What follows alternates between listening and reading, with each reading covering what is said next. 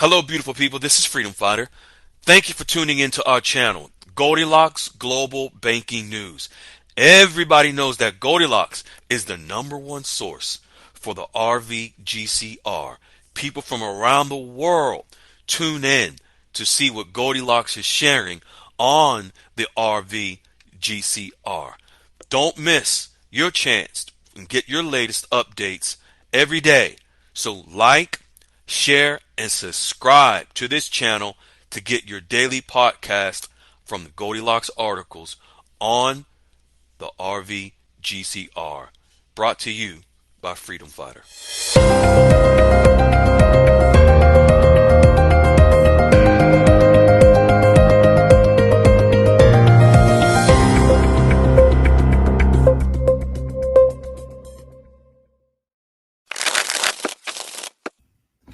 Hey, fine folks, this is Freedom Fighter, and welcome. We have a very, very special call for you all today.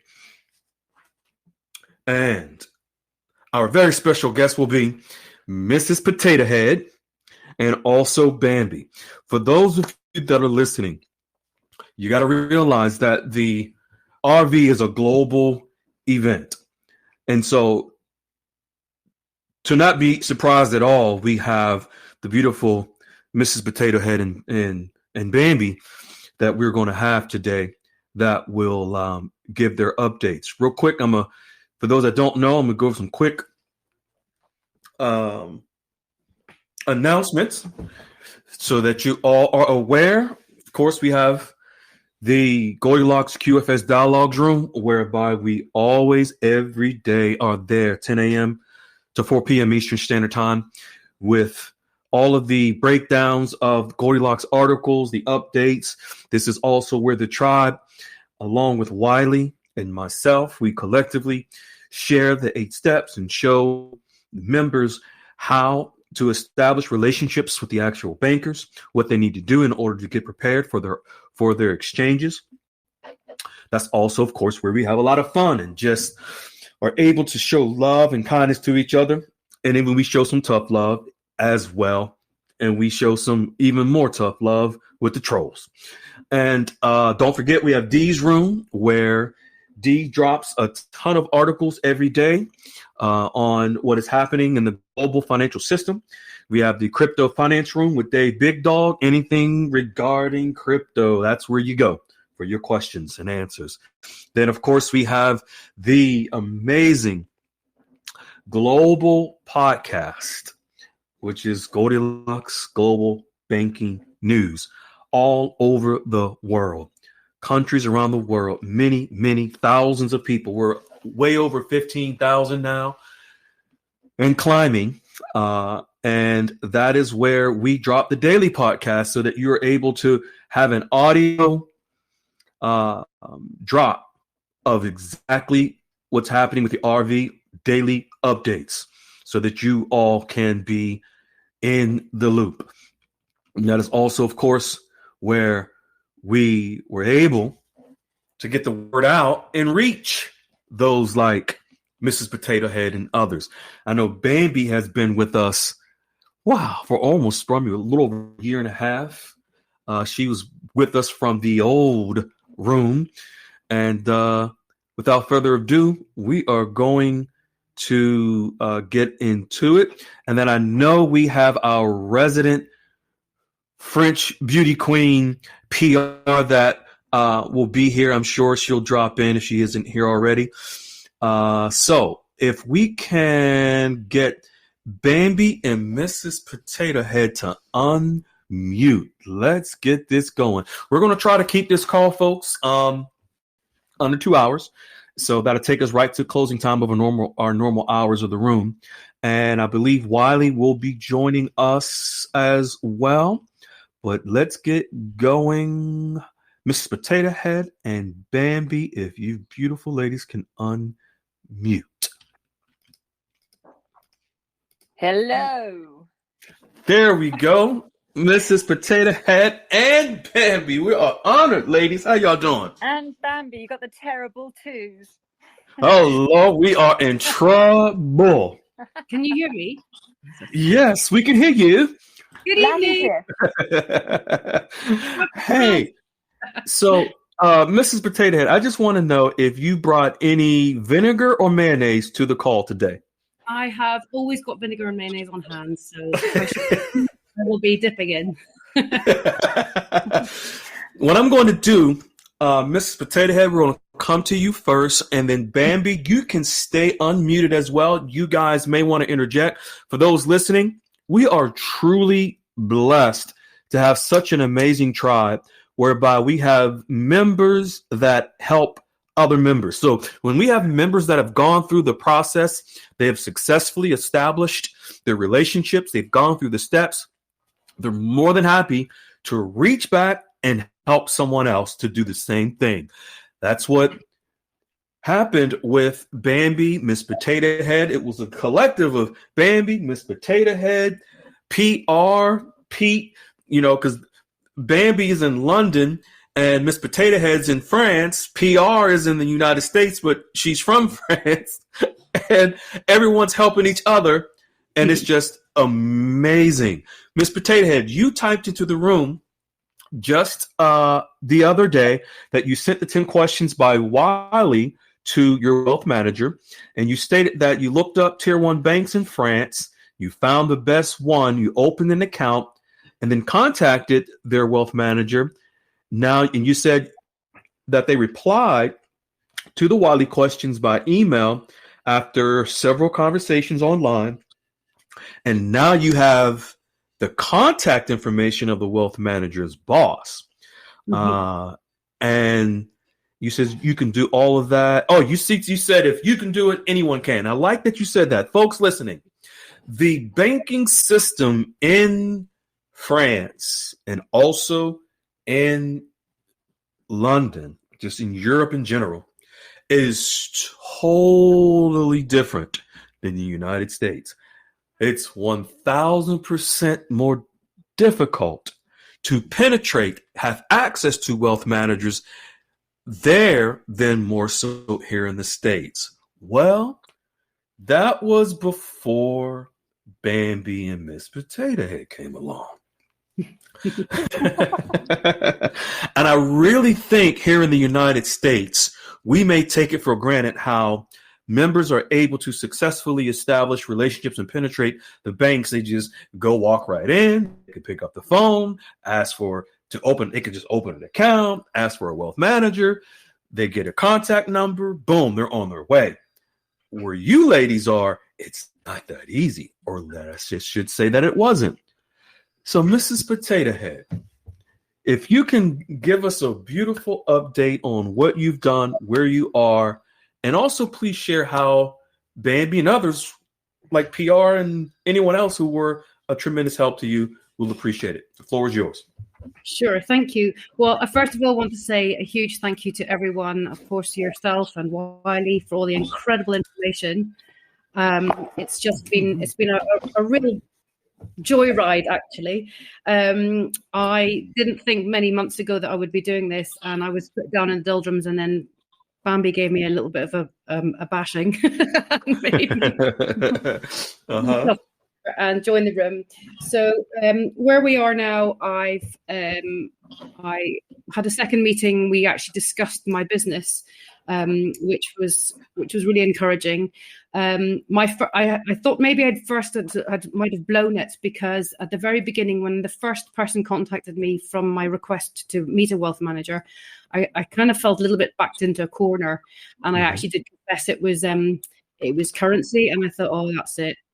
Anyway, a couple of hours later. Oh, that's right. Remember, you had initially talked about currency from the beginning, and you thought maybe it was a mistake. Go ahead. Mm-hmm. Yeah, and then I got a phone call, I think it was the same day, from somebody just setting up the interview. And then I think later on the same day, it was actually my wealth manager himself called me to make an appointment, or just to introduce himself.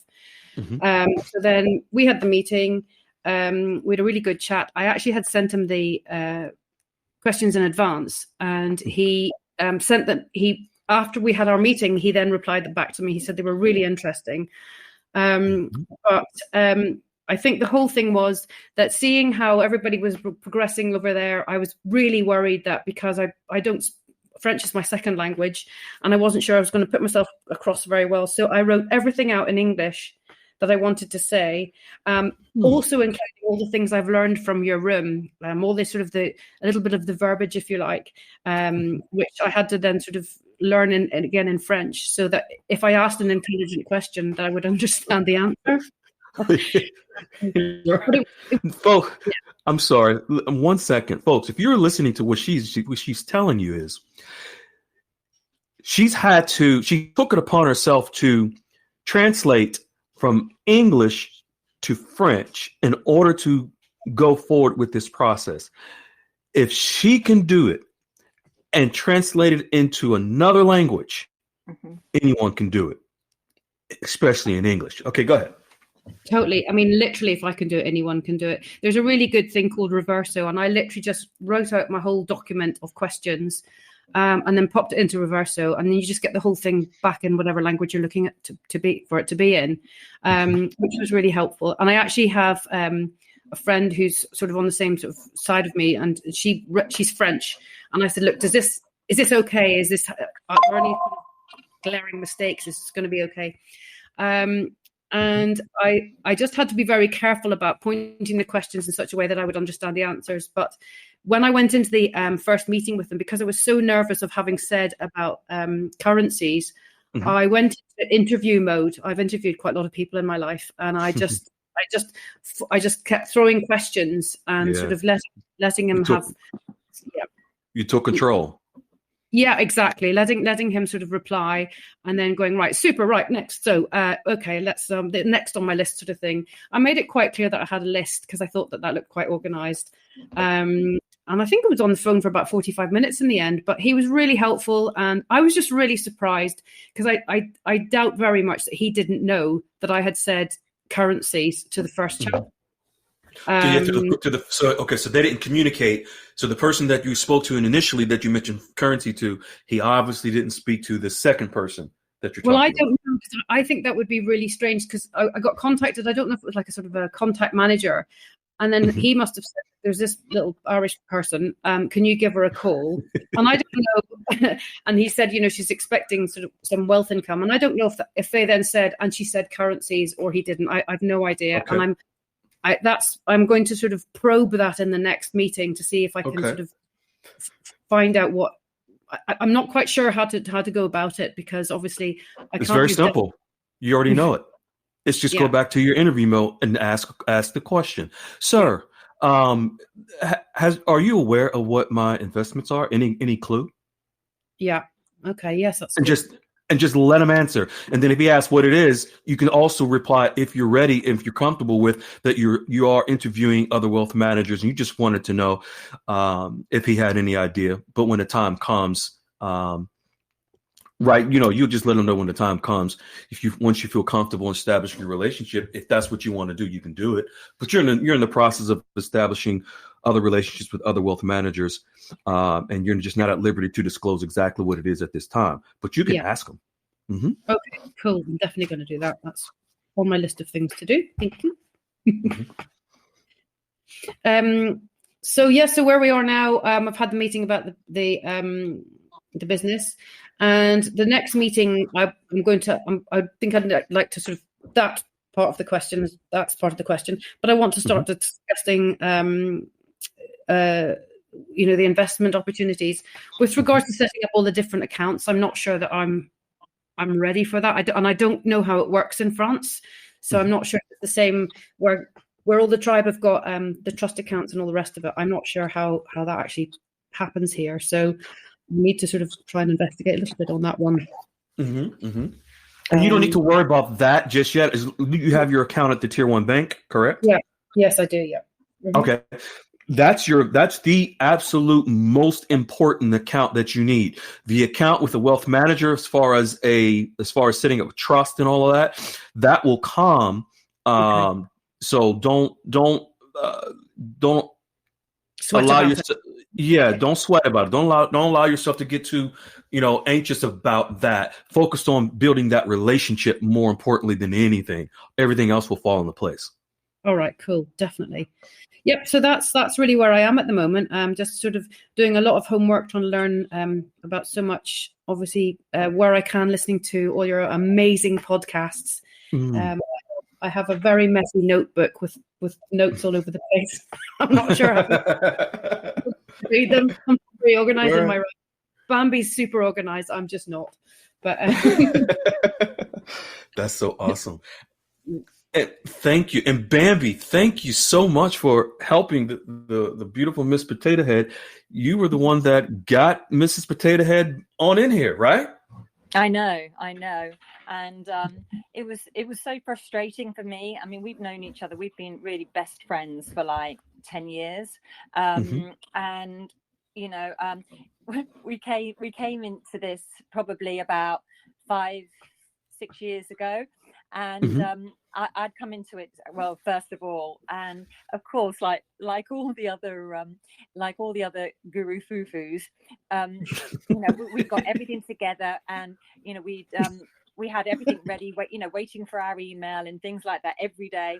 And then eventually, you know, another year or so later, Spud, as we're calling her now as well, Mrs. Potato Head, she moved to France. And so we were in, because we thought it was going to be any day now. And, you know, she was panicking about taking her currency with her on the train in case it got taken off her. And it was a mental time. And we went out and we bought like burner phones because we had to have a phone, and we didn't want it to be our main number in case we were listened in on and everything. And it was all like secret, you know, it was all like spy stuff, and like, right, have you got this, have you got that? And, you know, waiting day in and day out. But I don't even know where my burner phone is now, you know, but it's like, it was so funny. And of course, all this time later, work, you know, life gets in the way. Her incredible life in France has just gone, you know, to great heights, and you know, she's really happy. And I've kind of kept up with, obviously, with your room, in the room before, and everything else like this. And you know, when I've kind of done the first show and everything, I was saying to her, you need to get a tier 1 bank, and bless her, she just lost so much confidence. And I'm like, I can't do this without my best mate. And not that I physically can't do it. I want it for her. And of course, we all want to help our friends and stuff like that. But I needed her to I didn't want her. She was at this fork in the road where it was either going to go with it or not. And I was really tough on her. And I was saying, if you can set up a business in France, and she's had loads of problems with, I know she won't mind me saying, with staff and everything, and all the regulations around how you deal with staff in a different country, loads of headaches after headaches. I said, if you can do this, you can do what we're doing here. I said, please. And then, you know, days went past, she just, you know, things that I was sending her, she wasn't reading or listening, and I was really upset for her. And you know, because of course I could help her out after the occasion, but she won't have that. And I know that she'd probably say, no, I don't want your help, you know, and it would have just been awful situation, because I wouldn't have wanted to have it for me and not for her. You know, she listened to the videos over Christmas and my first one, and she said, I'm backing out. And I was like, no. She said, I just can't get my head around it. And I said, and anyway, it went backwards and forwards, and then something she'll tell you herself, something clicked in her, and she came back to me, and she started listening to all the podcast, and she just suddenly something switched in her head. Because this went on for weeks and weeks and weeks, you know. And she then said, you know, she was on it and she was listening to all the podcasts. She joined the room, and I'd come to you weeks before, and I said, is there anybody French? And you said to me, she has to do this by herself. And I sent that message to her, and I said, you have to do it by yourself. And, you know, bless her, she came to the room. And she did, and you know, she just got on it, and she was introduced to the wonderful PR and met everybody else, and you know, PR helped her with the French, and I'm getting all goose pimply. I'm welling up with tears here. I'm so proud of her. I'm so proud that here we are at the, like, nearly at the end of February. Oh my God, I'm crying. And she has not stopped working. I'm telling you, Freedom, she has not stopped. The work that she's put in since that whole episode between Christmas and New Year, when she just backed out, and I just couldn't believe it. And look where she is now. So that's the backstory. Wow. Amazing. I love it because it shows her resilience and the two of you, your relationship. And it's beautiful because, folks, if you don't know, when you with Bamby is the young lady. Of course, she's well known for wedding whistles in London. She coined the phrase. We'll never forget that. And and folks, Bamby herself, she's the young lady in London who was the first to penetrate the London banking system, and she actually, while on the phone, established a strong enough relationship with the banker to let him know she had currency. Correct? Yeah. And after lots of gatekeepers and I think about the third call with the wealth manager. Yeah. Before I went to the director of wealth management. Right. And this, folks, was all before Christmas. And they had scheduled to get together in the beginning of the year to follow up, and they did. And it got to a point where Bamby went in, met face to face, and I believe last week or the week before, she was wined and dined at an exclusive restaurant in London, and with the wealth manager, and the rest is history. If you can give us that update as well, young lady, because the last time we heard from you, Bamby, there's been quite some more progress since then. If you can bring us up to speed on that, and then we're going to bring, I think Wiley's here. We're going to bring Wiley in and then keep you two ladies on, and we'll bring PR on, and we'll just have some French fries, potatoes, and vinegar all together. Go ahead. Okay, so where did we get to? So yeah, I saw that tier 1 bank, and I then had meetings. I had more telephone meetings with my other tier 1 bank, who both of those I've been with for, one I've been with for a long, long time, the first one, and then the second one, I opened up had to go in and open up a basic account, which I did before Christmas, and then Christmas was in the way, and then I met up with them in very, very plush offices in Mayfair, their wealth management team, and amazing meeting, 2 hours with them, and all I said to them was, at the beginning of their meeting, he was the ultra high net worth director, and the team was with him, another 2 ladies, one of them which I'd had the first interview on the scheduled interview on the phone with, who was lovely, and I really like this team, and if out of both tier 1 banks, that is probably the one that I'm really happy with. These are the ones that have put I've been watching for the last couple of years, and they've put in their whole wealth management system and into place. So I've been watching those. And so then once I'd got my the 2 tier 1 banks done, they're on hold, they're in place. So I know which one I'm going to probably go. Yeah, I know which one I'm going to go with. So then it was the next step was I wanted to start looking for independent wealth managers, of which there are hundreds in London, as you can imagine.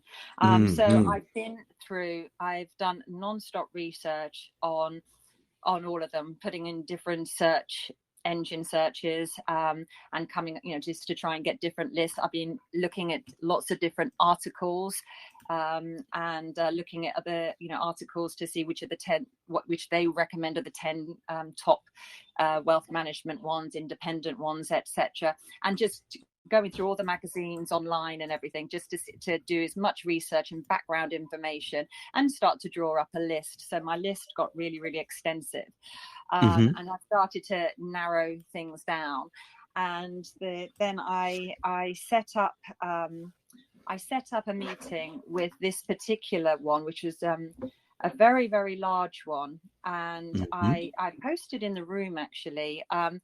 This one was going to be a Zoom meeting. And when I came to join on the actual day, I could see a camera going on in the corner. This was about half an hour before the meeting, and I questioned in the group afterwards, has anybody else had this? Because bear in mind, I haven't gone in and met them face to face.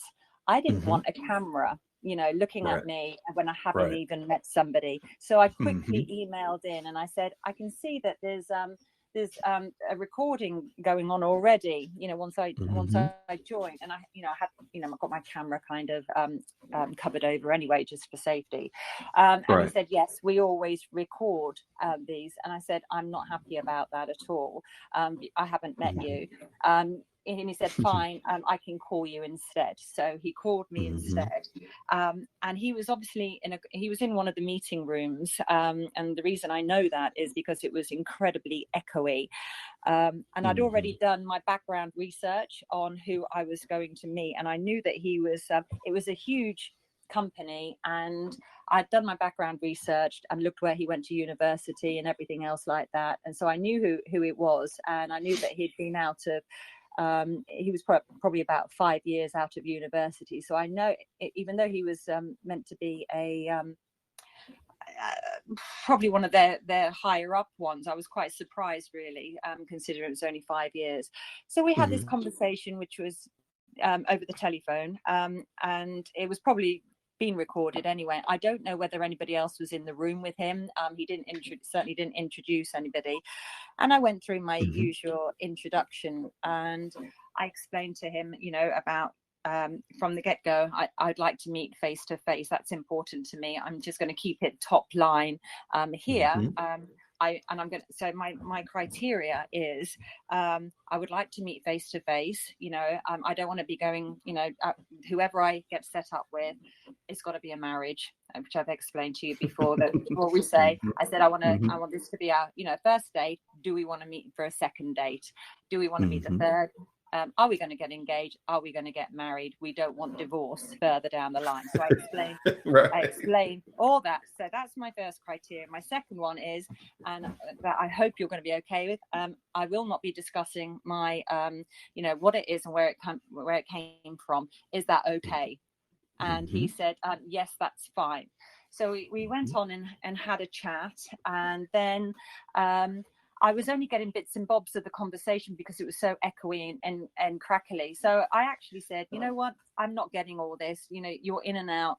I'm prepared to go for a next meeting with you if you'd like. And he said, yeah, that's fine. He said, I will send you an email. And so he sent me an email, and straight away he said, you can wait. You can wait to tell us about your source and wealth documents. And these are all the things that we need from you, though, right up front. So I still hadn't met him. And it's really, really lengthy. And we would need details of the sum of liquidity. And it was just so formal. And he wanted investment savings. He wanted all this list of stuff. Then, like inheritance, what it is, the will, the solicitor's letter, grant of probate, all of that. And then he wants to know if it's a gift, a letter. He wants proof of identity and all this. Provided you are comfortable with all of this, he said, here's where we are, and I'd really like to meet you. So I said, hello, thank you for your email. And I said, just for your feedback, every wealth manager and tier 1 bank that I've met have met me face to face as an introduction. I said I would, of course, have expected all of this after an initial meeting, because that's what everybody else has done, after an introduction. I said, as I explained to you, I want the first date, the second date, and I went on to that to move forward. I said, the fact you wish to film an introduction from the get-go, to me, is an invasion of my privacy. Despite you sending me your privacy notice, it's an invasion of my privacy. I said, I'm interviewing wealth managers, and your company is the only one that breaks my confidence and my personal privacy. So for that reason, I'm out. I said, I thank you for your time. Goodbye.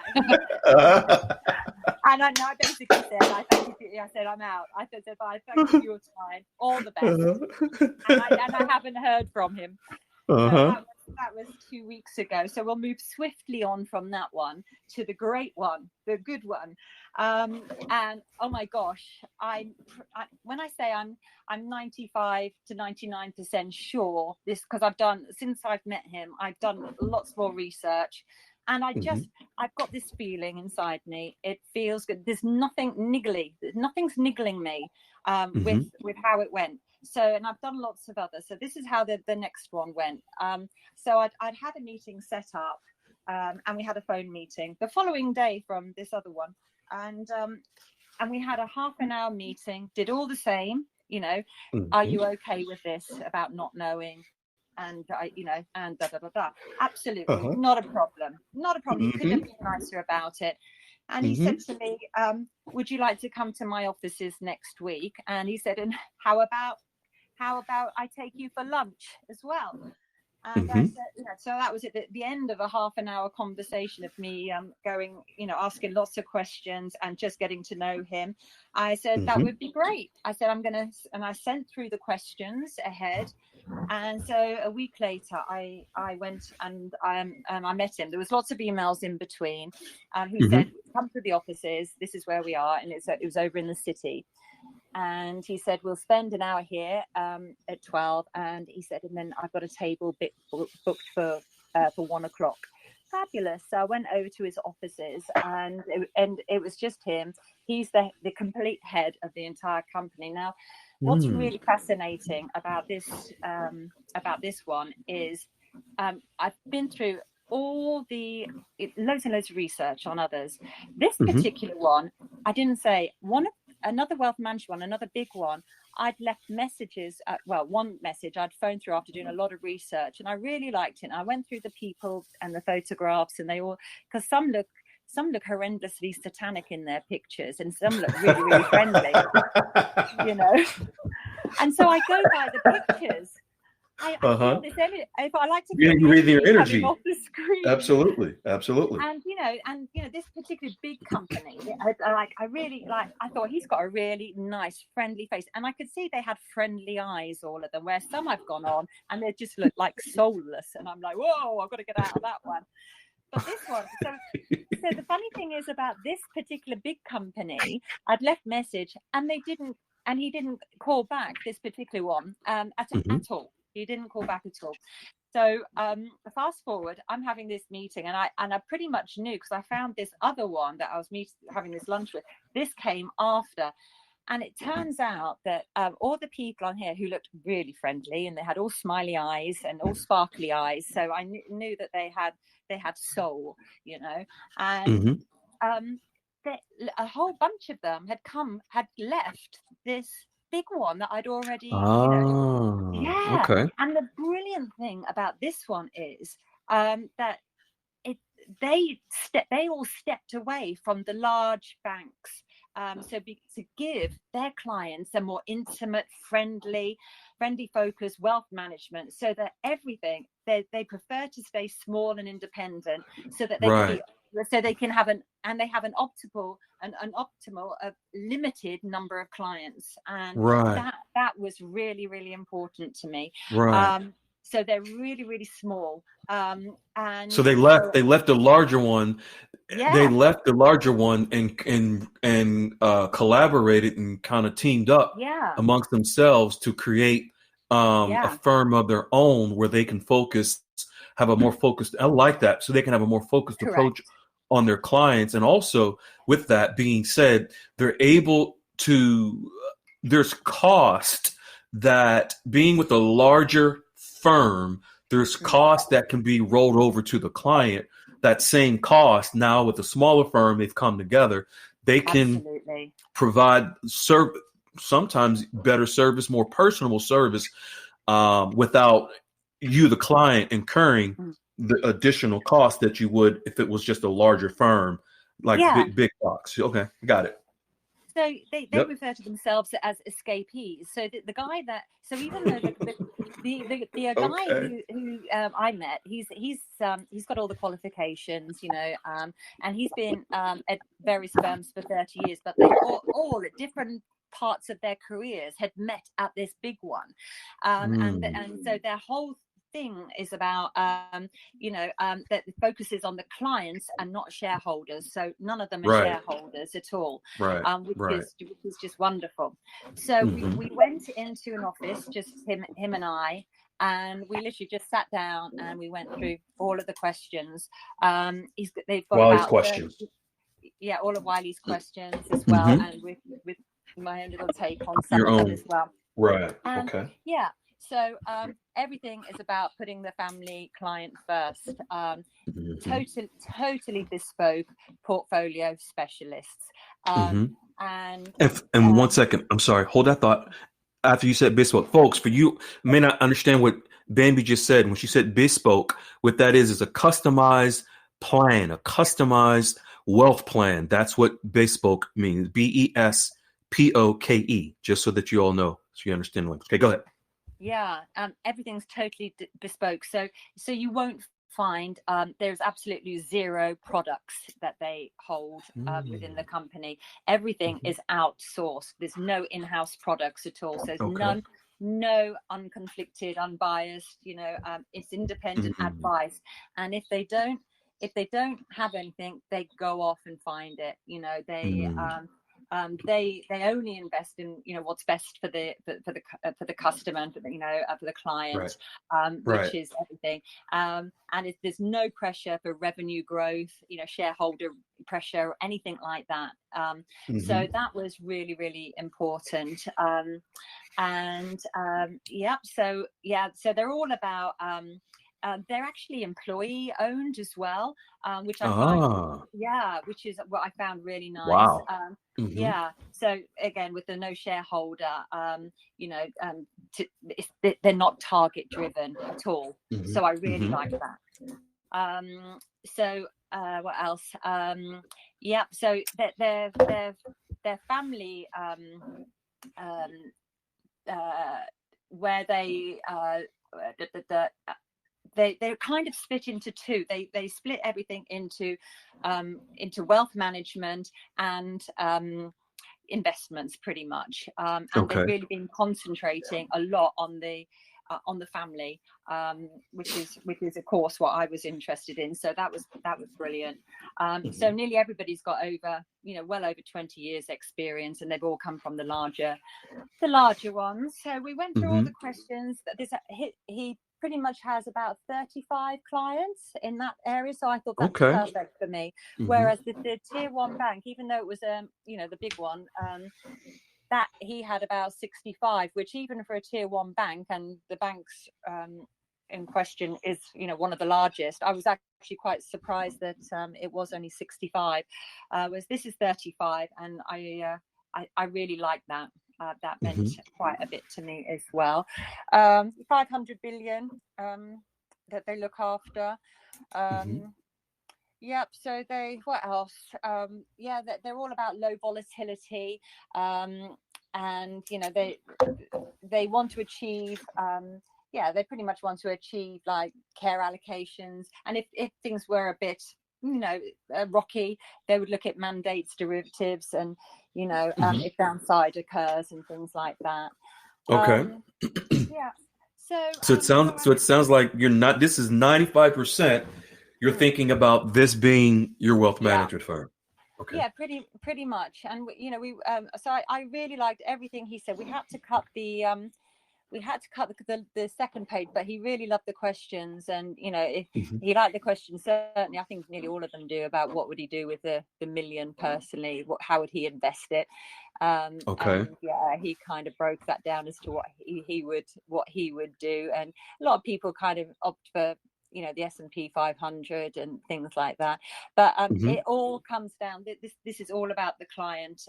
Everything revolves around the client. So we went down. When I say downstairs, this was an enormous. You know what the buildings are like over in the city. They're all like big Tartarian buildings, and everything, exactly. with a great big high ceilings. And so we went downstairs and out of their main front door, and then kind of around the bend. It actually forms all part of the same building, and went into a very fancy restaurant, and packed with city people. And he said, have whatever you want on the menu.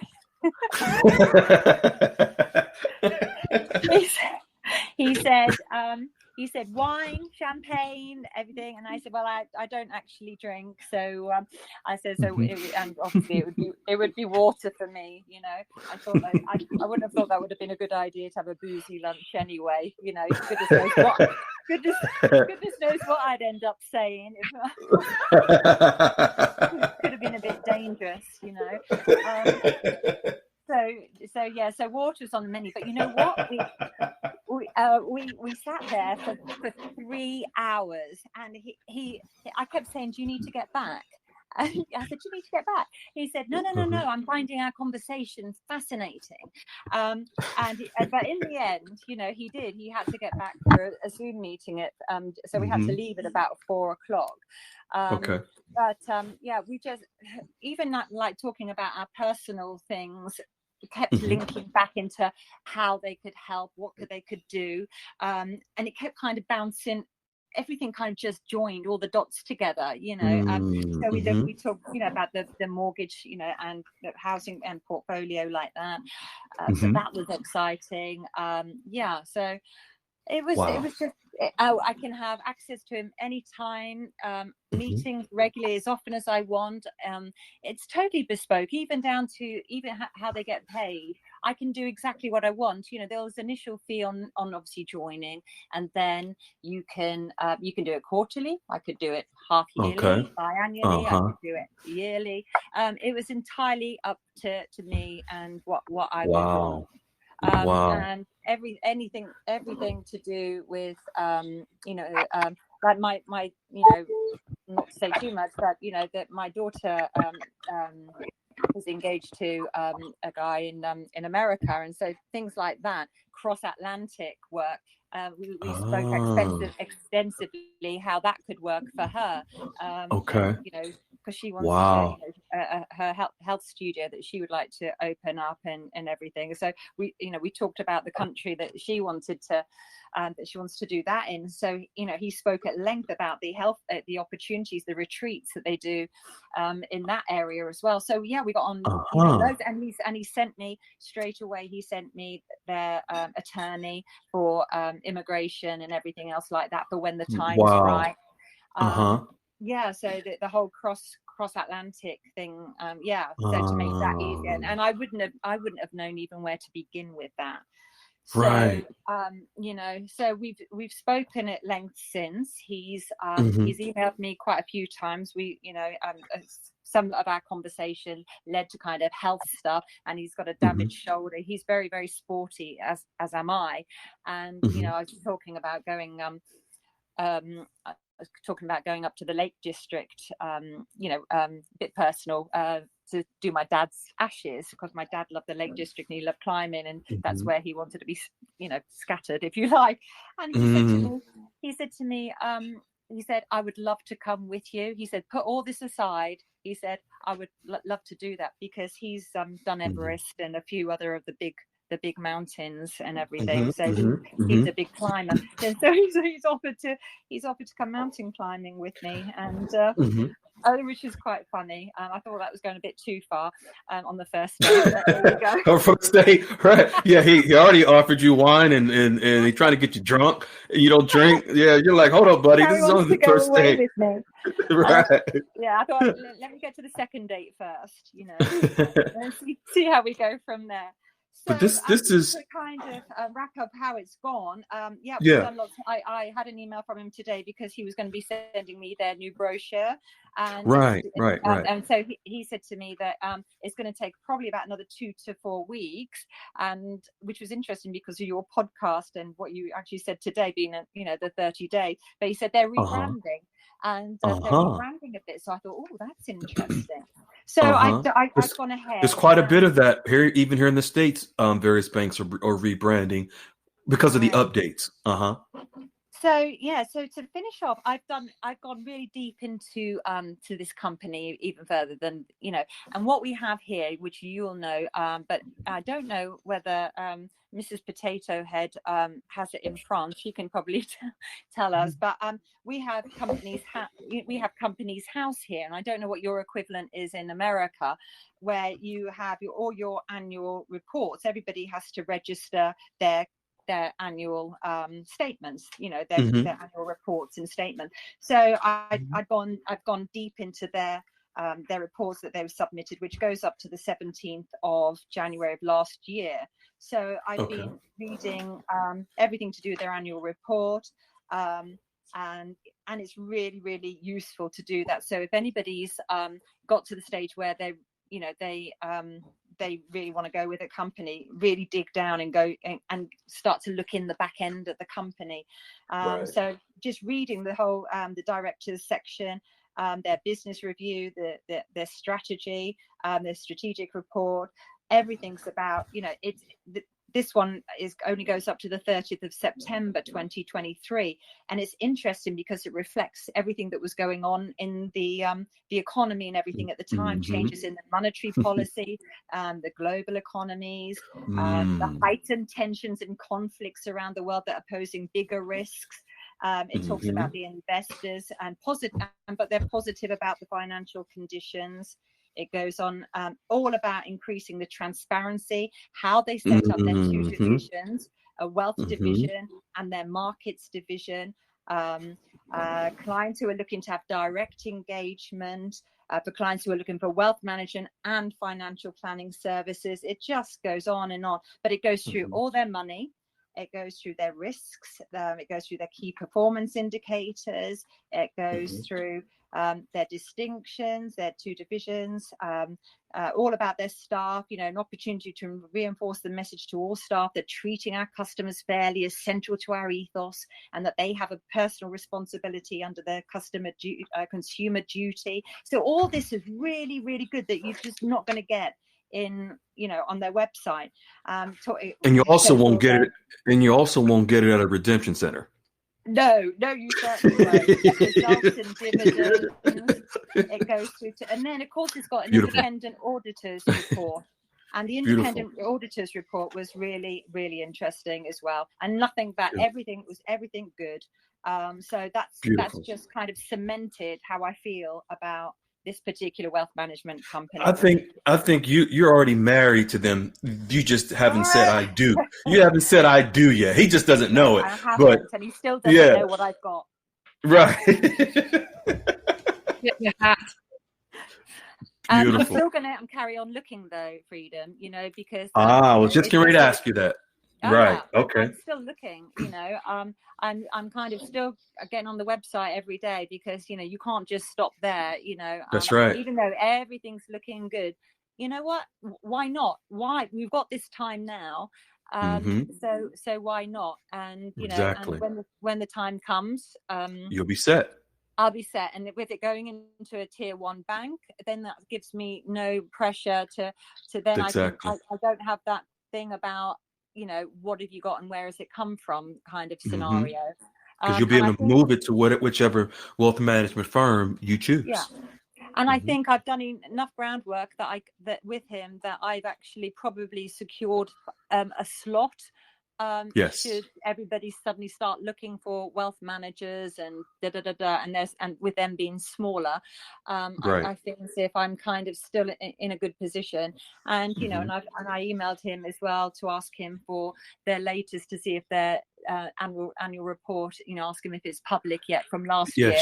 It should be coming out soon.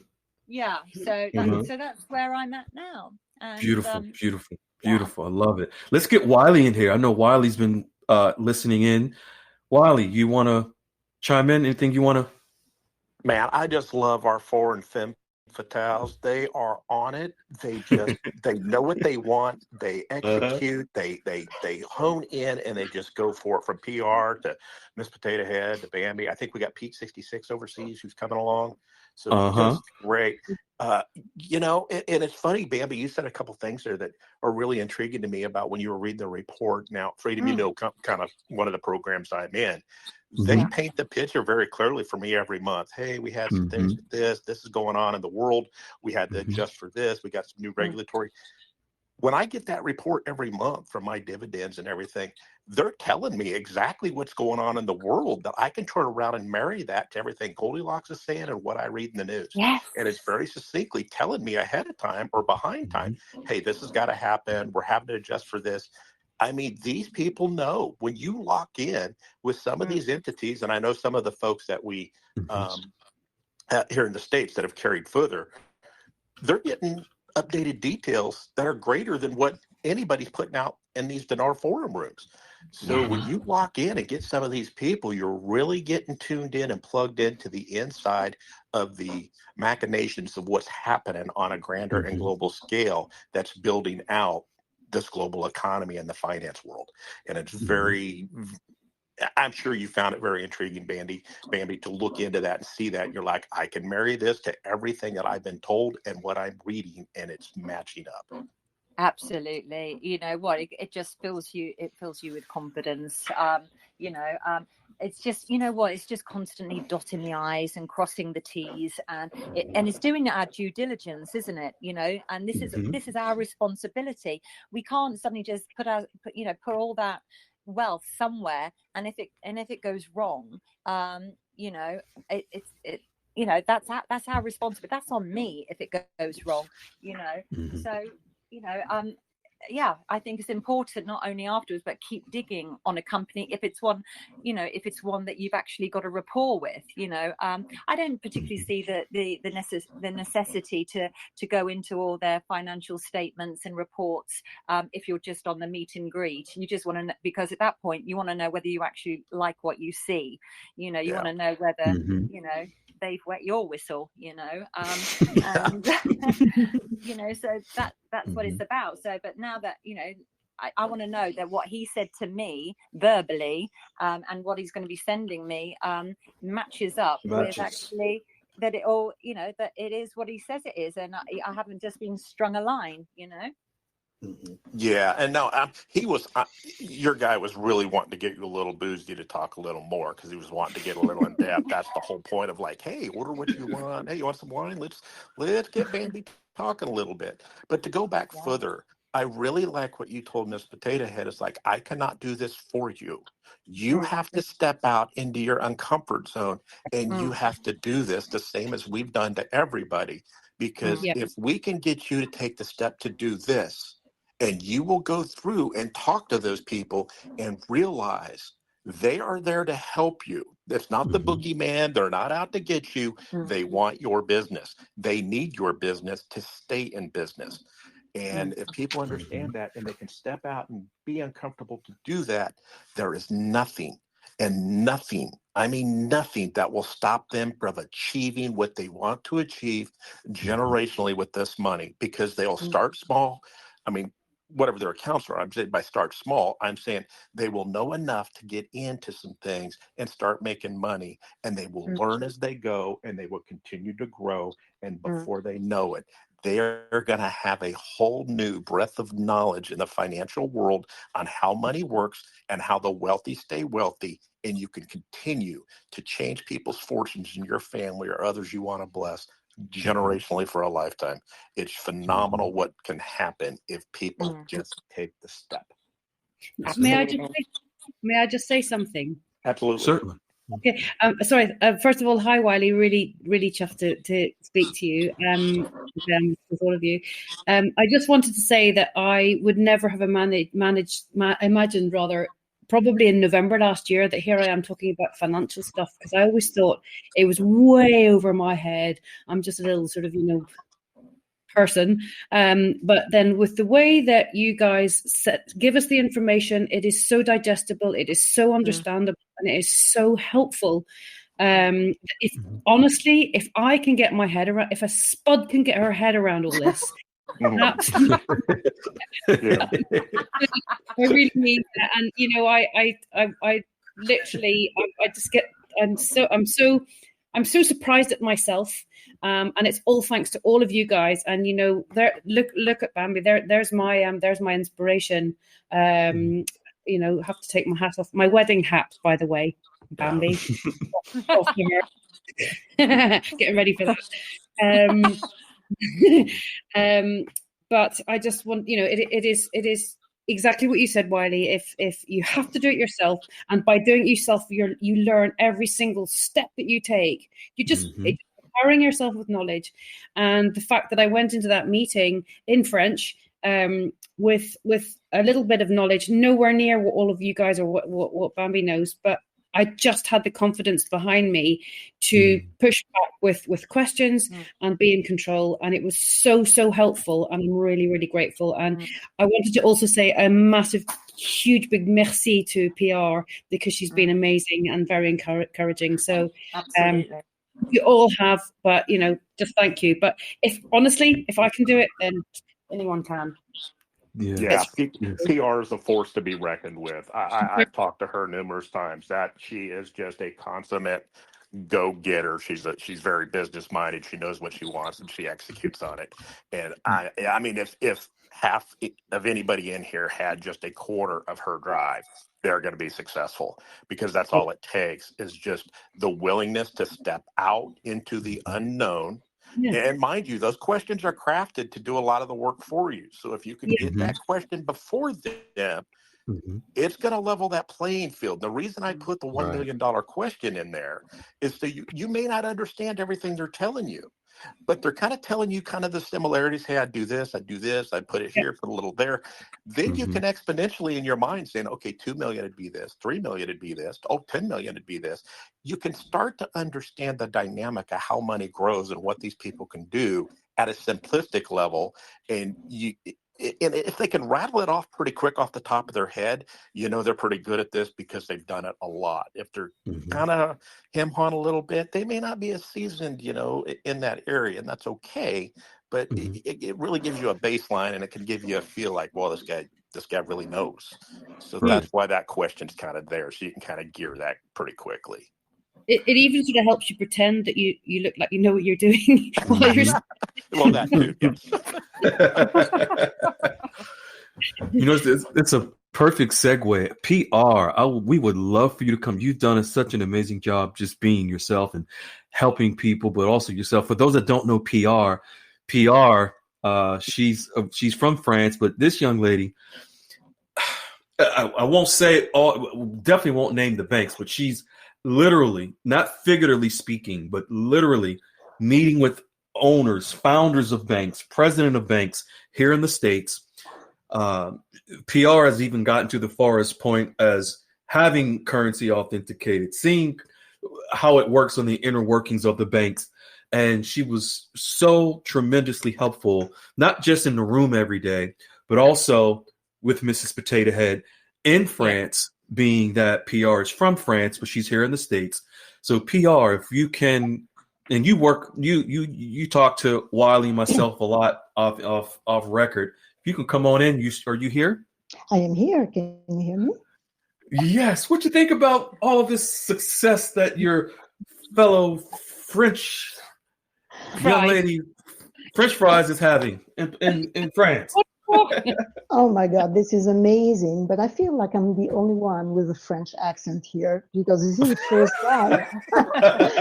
This is the first time I'm hearing Mrs. Potato Head, and she clearly does not have a French accent. So there is really nothing to add. Bamby is a rock star. And the only thing I did for Mrs. Potato Head is we texted.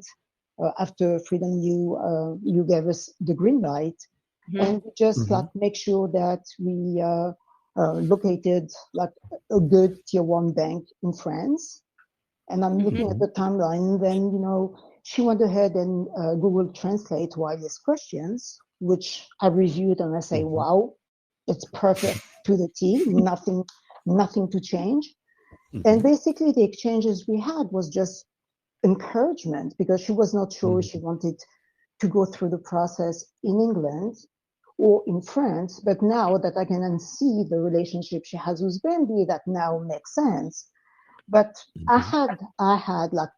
I knew she was going to ace it, because you can tell she was very comfortable in she works, and she works in a, her work involves, like you have to have skill of really like an entrepreneur. So if you can do what she does for business, then of course you can do that. So the only thing I did is stay in touch with her, encourage her, and basically, that was pretty much everything. I told her, from time to time, the things that I would do or not do during these meetings, and boom. I mean, I said in the room, we will have Mrs. Potato Head coming in soon with a success story, and here we go today. Yes. So I'm very, very proud of you. And of course, Bamby, I know who to call when I come to England. If I need any banking, issues, I'll make sure that I call you. So nothing to add. I'm super proud of Beautiful. Mrs. Potato Head.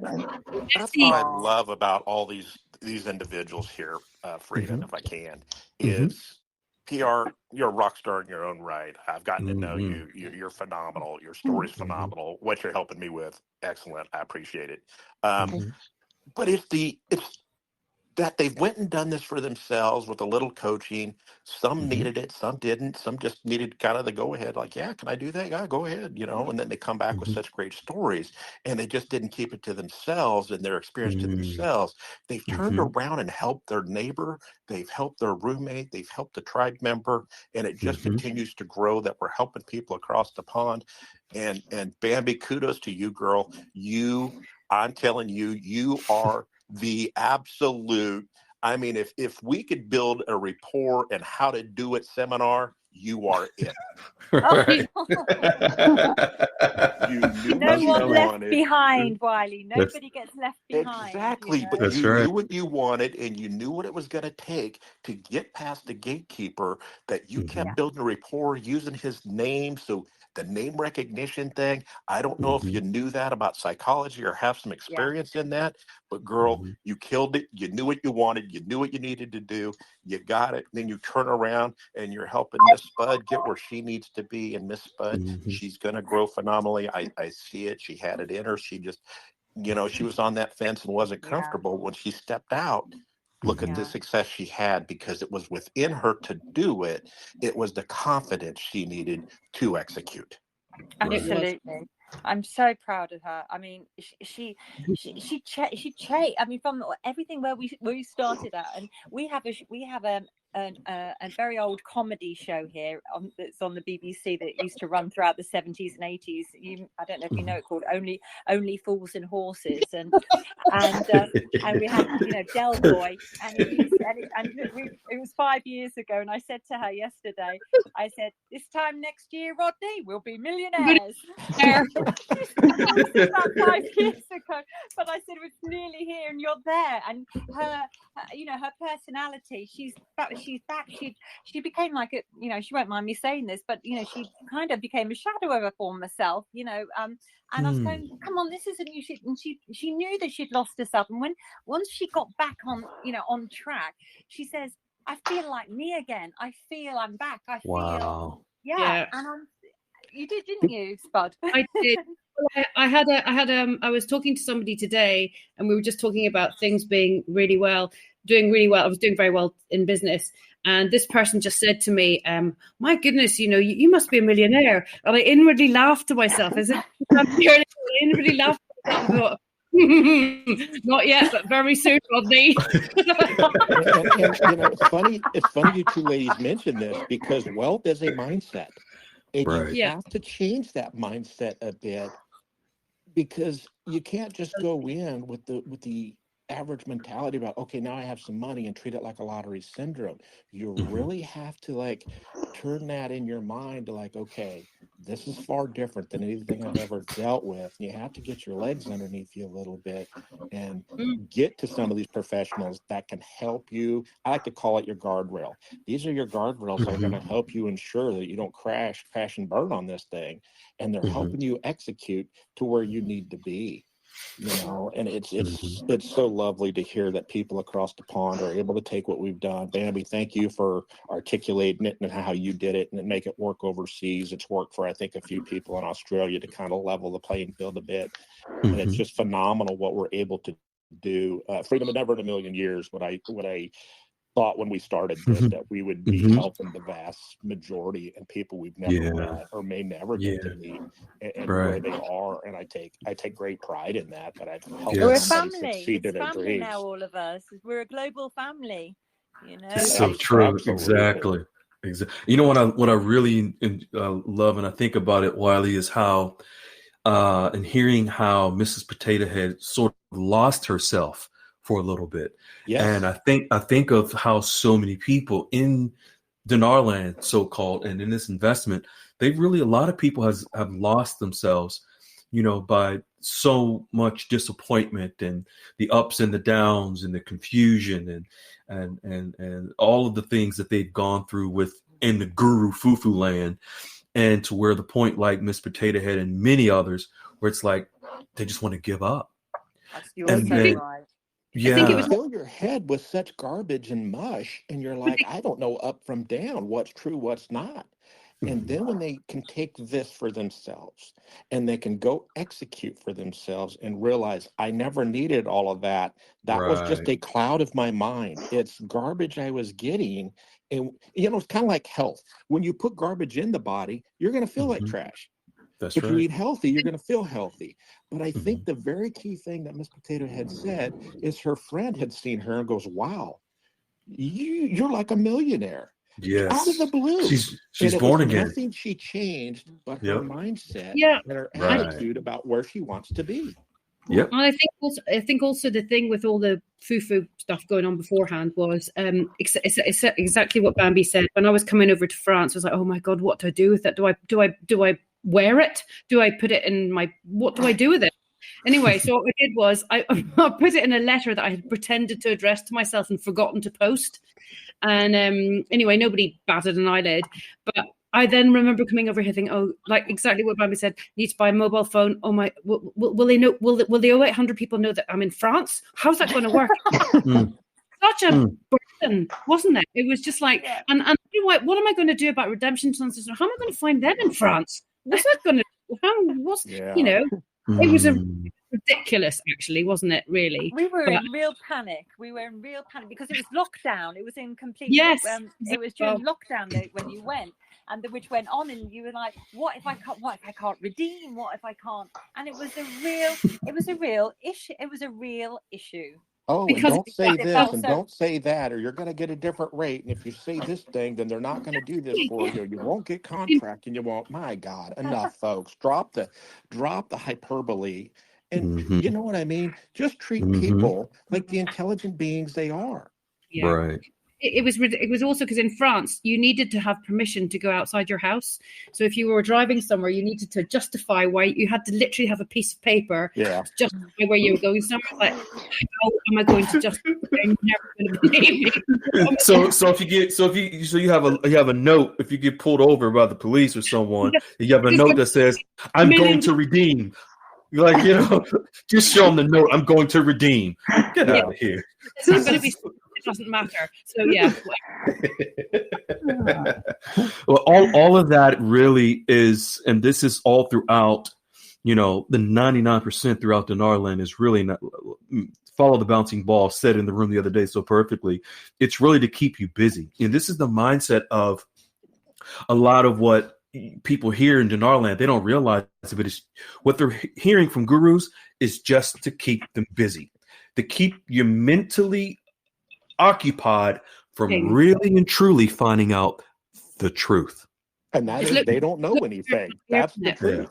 Yeah, they don't. But as long as they keep as long as they keep you busy, keep your mind occupied, they have control over you.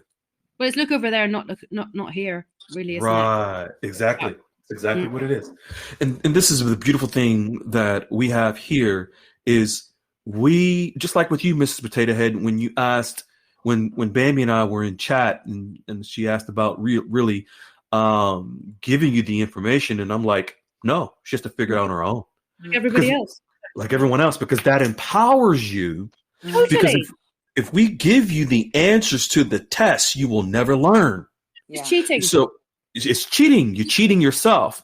So by all means, we would love to give you the answers, but that's taking your power away. And that's not what we're here for. We're here to help, by God's grace, to help give you the power to see within. You have the power within yourself. And you were able just to go out and do it. You were uncomfortable. Great. You have to be comfortable with being uncomfortable.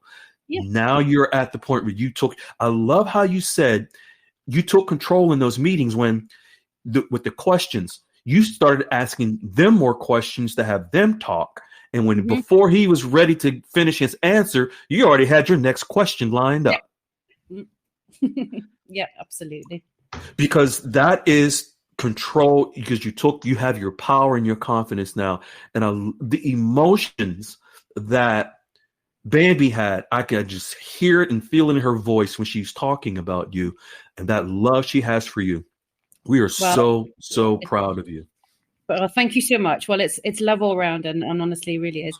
And I really just wanted to say, one of the things that I wanted to say was that, the way you say you never have to pay anything. You don't have to do anything to be in this room. I think the only thing that you do have to do is pay attention. There you go. Yes, that's true. Well, you have to invest in yourself. If you're not willing to invest in yourself, we won't. If you're going to cheat yourself and try to take a shortcut, you're only shortcutting yourself. We won't allow it. We'll show you the door. We don't have the time. There's too many other people that need the help, and people who truly want to be successful and help. We will put our effort and time into them. But I mean, there's people, we've bruised feelings, we've shown the door, but we just couldn't help them. And it's better to show them the door and help those we can. And we love the stories like yours, Miss Potato Head and Bamby. I can't say enough about you and your execution and turning around and helping Miss Potato Head get her confidence and staying fast to your guns, saying no. Freedom would be mad. Wiley would be mad if I shortcutted her and gave this to her. You would be doing your friend the biggest disservice. And I think she's at today by doing it herself. I think the thing is, the thing you can say to somebody most to really, really make them sort of be motivated is, listen, I'm not cross, I'm just disappointed. And that's I kept going really quiet on you, didn't I? And I was just, I just had to pull back so that she would just have time to think, and between me chastising her, saying come on, and then leaving her alone for several days, to so that she could just think, and just get ahead of it. And that fork in the road, honestly, she wouldn't be here now if she hadn't done it herself. And and she's here, and we were messaging each other earlier, and I'm like, look, 6 weeks ago, can you believe you're on a podcast now, girl? And I said, you're here, and you're doing it, and we're doing it together. And I said, and I'll be here with you on the podcast together, and you'll be absolutely fine, and just tell your story. And, but even greater than the podcast is she now has a new team that will help her succeed. Because Freedom Fighter and all we do is we give you the baseline and some confidence and some information to make you successful, so you know what to say, you know what to ask, and you know the process to be successful in getting to one of them. Once you have one of them, now that dating begins, and you have to nurture that relationship. Right. Well, but we're all here because of your incredible generosity with your knowledge, and honestly, what a gift, what a blessing, and thank you honestly so much, all of you, just amazing. We're so blessed. It takes a Here, lot of here. people to make it work. There's other people Right. behind that help us. Lady E, Yes. we couldn't do it without her. No, exactly. All everyone. Absolutely. Oh, everybody. Yeah, absolutely. Absolutely. And the ones who wrote the I know the ladies that wrote the list and just incredible. Thank you so much. So grateful. Absolutely. You know Absolutely. what? You're our receipts, right? We do this. We give it freely. It's what we were called to do and put it together. Of course, I had some negling myself from a few people, namely Freedom Fighter and Goldilocks themselves. So it's just like, and it's just like, yeah, it's the right time. It's the right thing to do. And we're very blessed to have come together at this time to help you all. The real reward for us is watching you succeed, to be on a call with you and hear these success stories and hear people regain that lost confidence for themselves and hear that confidence in their voice and their character to go get a team established. And when you're using the same terminology like we are, hey, we're just dating, I'm getting to know him, hey, slow down, you're moving too fast. We know we've done our job because you know when they're moving too fast. Slow down. I'm not going to tell you everything. I'm interviewing for the job. You don't have it yet. Yep. That's right. That's right. Have it see exactly. Exactly. Yeah. Real quick, would you guys, Wiley and ladies, all three of you, Mr. Potato Head, Bamby, and PR, would you guys like to open up for some potential questions? If someone want to ask you questions and get some guidance, are you okay with that? I'm open to it. Yeah. Okay. Yeah. And so, folks, we can take some quick questions for the ladies and for Wiley, myself. If you want to ask the ladies any questions, they won't tell you names of their banks and all that. But if you want to have questions, maybe you're in the process of trying to do this yourself. This is your opportunity to ask folks that are doing it and have done it. So go ahead and raise your hand. Feel free, and we will come. I'll start out the questions. Hey, ladies, Okay. if I wind up in the UK or where you're at, or France, I just expect some fish and chips and some bangers and mash. Outside of that, paid in full. There you go. We got to get some vinegar and mayonnaise in there too. Vinegar, yes. Mayonnaise, no.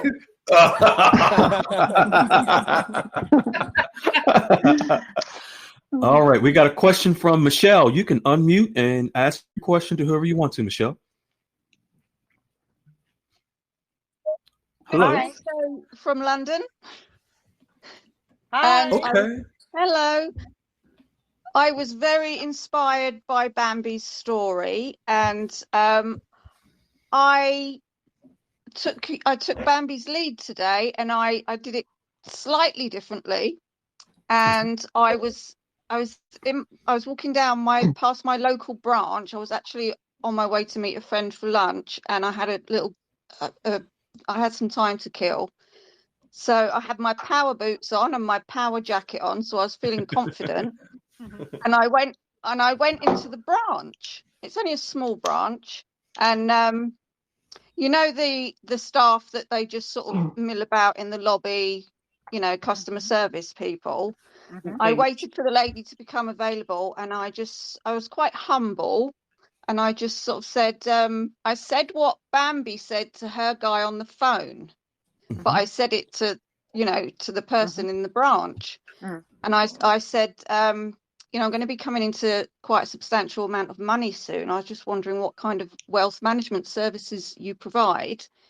And she stood there and she went, oh yes. And she explained, if I have £100,000, there's this package, and if I have £250,000, there's this package. I was like, okay. Then I said, what if I have sort of upwards of 2 million? And with that, her face dropped, and she went, come and take a seat in my booth. Fabulous. So we got a booth, I got a chair, and she immediately got on the phone. And I've kind of deduced which bank Bamby was talking about, and I think it's the same one. And she immediately got on the phone. I already have an account with these guys. I have done for a long, long time. And she straight away got on the phone and got me an appointment for Monday with a wealth manager. Fabulous. Okay. Congratulations. Yes. Congratulations. I Wow. really like that, Michelle. I am actually only sort of 18 months into this whole thing. So obviously I've been through the whole foo-foo thing, which to be honest, I thought was nonsense. I mean, there's Right. people talking about all sorts of nonsense from the Consider get-go. I was yourself like, lucky it's only 18 months, Michelle. Some have been doing it for 20 years. Right. That's true. That's true.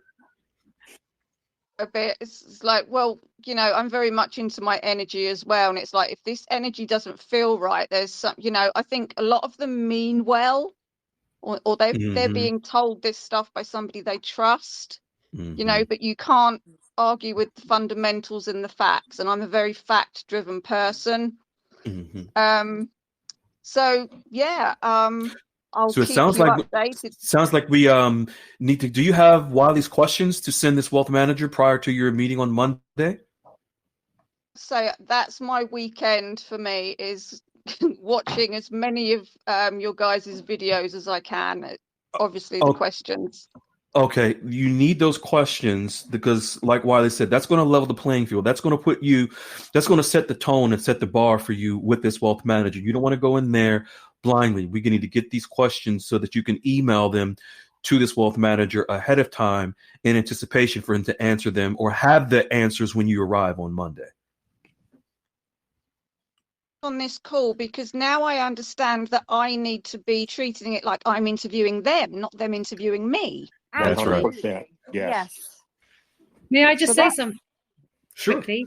Michelle, you know what I did was I wrote down how I wanted the conversation to be. I literally did a whole script and I said, this is how it's going to be. And I'm not moving from my script. And therefore, there's no time that they can interject and say, well, where's it coming? You just have to fire the questions, like bang, bang, bang, bang, bang, fire the questions at them. I found that really helpful. So maybe that might be helpful for you. And that is a great I think interview I'll start technique. with that. I think I'll start with that, to be honest. I think I'll just say, look, this is my criteria. I'm not willing to disclose where the money's coming from at this point. Yeah. Perfect. And that's a great interview technique, is when they try to go off message, bring the question back around to your question. Ask the question with the question to get them back on you, and you deflect back. Deflect back to what you want to talk about and keep circling back to you and your needs, not theirs, yours. And also, Michelle, don't be frightened to stay quiet. Let them have the uncomfortable silences. I use that a lot. I ask a question and then just wait. And you know, it's a really, really useful trick, because they feel slightly uncomfortable and they are the ones that will start filling in the gaps. If you're nervous, sometimes we start to waffle on and kind of think like, oh, it's gone quiet a bit. If it goes quiet a bit, stay quiet. Let him kind of, because his head's going at 1,000,000 miles an hour, thinking what he needs to say as well. So just, you know, have those pauses and don't be frightened about the pauses. You know, a lot of people do get frightened about pauses, but that's okay. You know, it means that you're in control. It gives you time to think, gather your thoughts, and then prepare in your head for the next question while he's still reeling off or filling in the gaps, if you like.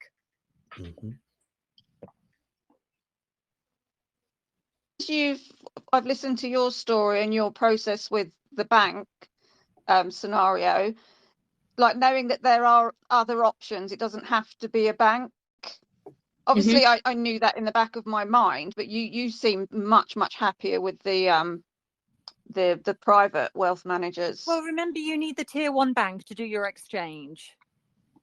Yeah, so you need that, and you will speak to the wealth management team, and you know, and I was very, very happy with my second tier 1 bank meeting, and I actually said in the room, oh, I feel really, really happy, and but I kept doing my due diligence and kept, you know, researching and everything. I thought, you know, I'm doing myself a disservice if I don't keep looking, which is why I'm still going to keep looking. And, you know, so don't let that throw you at all. It's just, you know, I think I I struck lucky, but that's after lots and lots of research and phone calls, and so and also very, very importantly, I can diversify against the two of them. So even though I might like this wealth management, I might still kind of put a fair amount into the tier one bank, or keep the tier one bank and go into vice versa. So don't feel worried about that it has to just stay with one place. By diversifying is really important, because it keeps each of them on their toes as well, knowing that your wealth is somewhere else. Sure. Exactly. Well, they're going to work harder, because they're going to try to get all your wealth. And if you're seeing a guy on the side over here, they're going to be like, what's it going to take just to see me exclusively and me handle your money? Well, perform. Let's see what you can do. That's right. You make them work against each other. And I tell you what, they will perform, and That's never right. let the other one, you let them know, you just never give the names up. You know what I mean? But they'll work harder for you, because they want your exclusive business. Yeah. I will update you in the group Monday, I guess. Okay, and Michelle, I dropped Wiley's questions into the room. You need to get those questions over to him immediately. Yeah, if you can, like tomorrow, email those over to him. Say, hey, here's kind of a list of what I'm thinking I'd like to ask. Massage them, put them in your own words, rearrange them how you so fit, and just keep on point with those. And those questions will really level the playing field for a very nice meeting, because you're going to know where you're wanting to go, and they're going to talk to you about that. Just keep crafting around those. Yes. All right. Do you see the questions in the room, Michelle? I want to make sure. I don't know. Oh, yes. Okay, there you go. Yes. Just want to make sure. Yes, thank you. Brilliant. Thank you. I'm still going to watch the video questions as well, though. Okay. That's awesome. Let me speak. You're welcome. All right. Freedom Fighter, it is official. I never want left in a room alone to be interrogated by Bamby or PR. Just if I'm cornered by either one of them, just send troops. Seriously. You need security. Quickly, yes. Awesome. Anyone else have any questions for the ladies or Wally, myself? Hey, Pete66, I was looking for you. Where have you been, Pete66? I saw you on the call earlier, then you left and disappeared. Now you're back. You can unmute, Pete.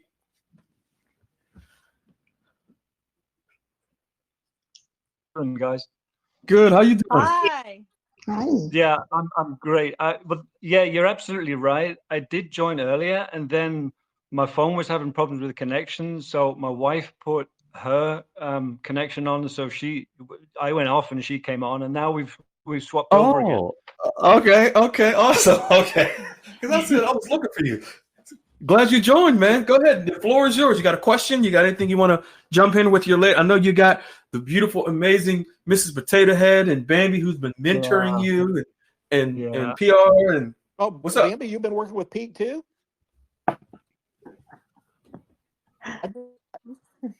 From me, Wiley, and just before we do anything else, I just want to say thank you to everybody there. Honestly, like has been said before by other people, I really, really appreciate what you guys are doing, because there's absolutely no way I would have achieved the little that I've done already without your help. So thank you. Beautiful. Yes. It's our pleasure to help you all. Absolutely. It's an honor. And helping their countrymen and other countries over there as we've done our piece, and they're reaching back. I love all that. It's great. Yeah, it's great to absolutely. The Bambi and Spud show.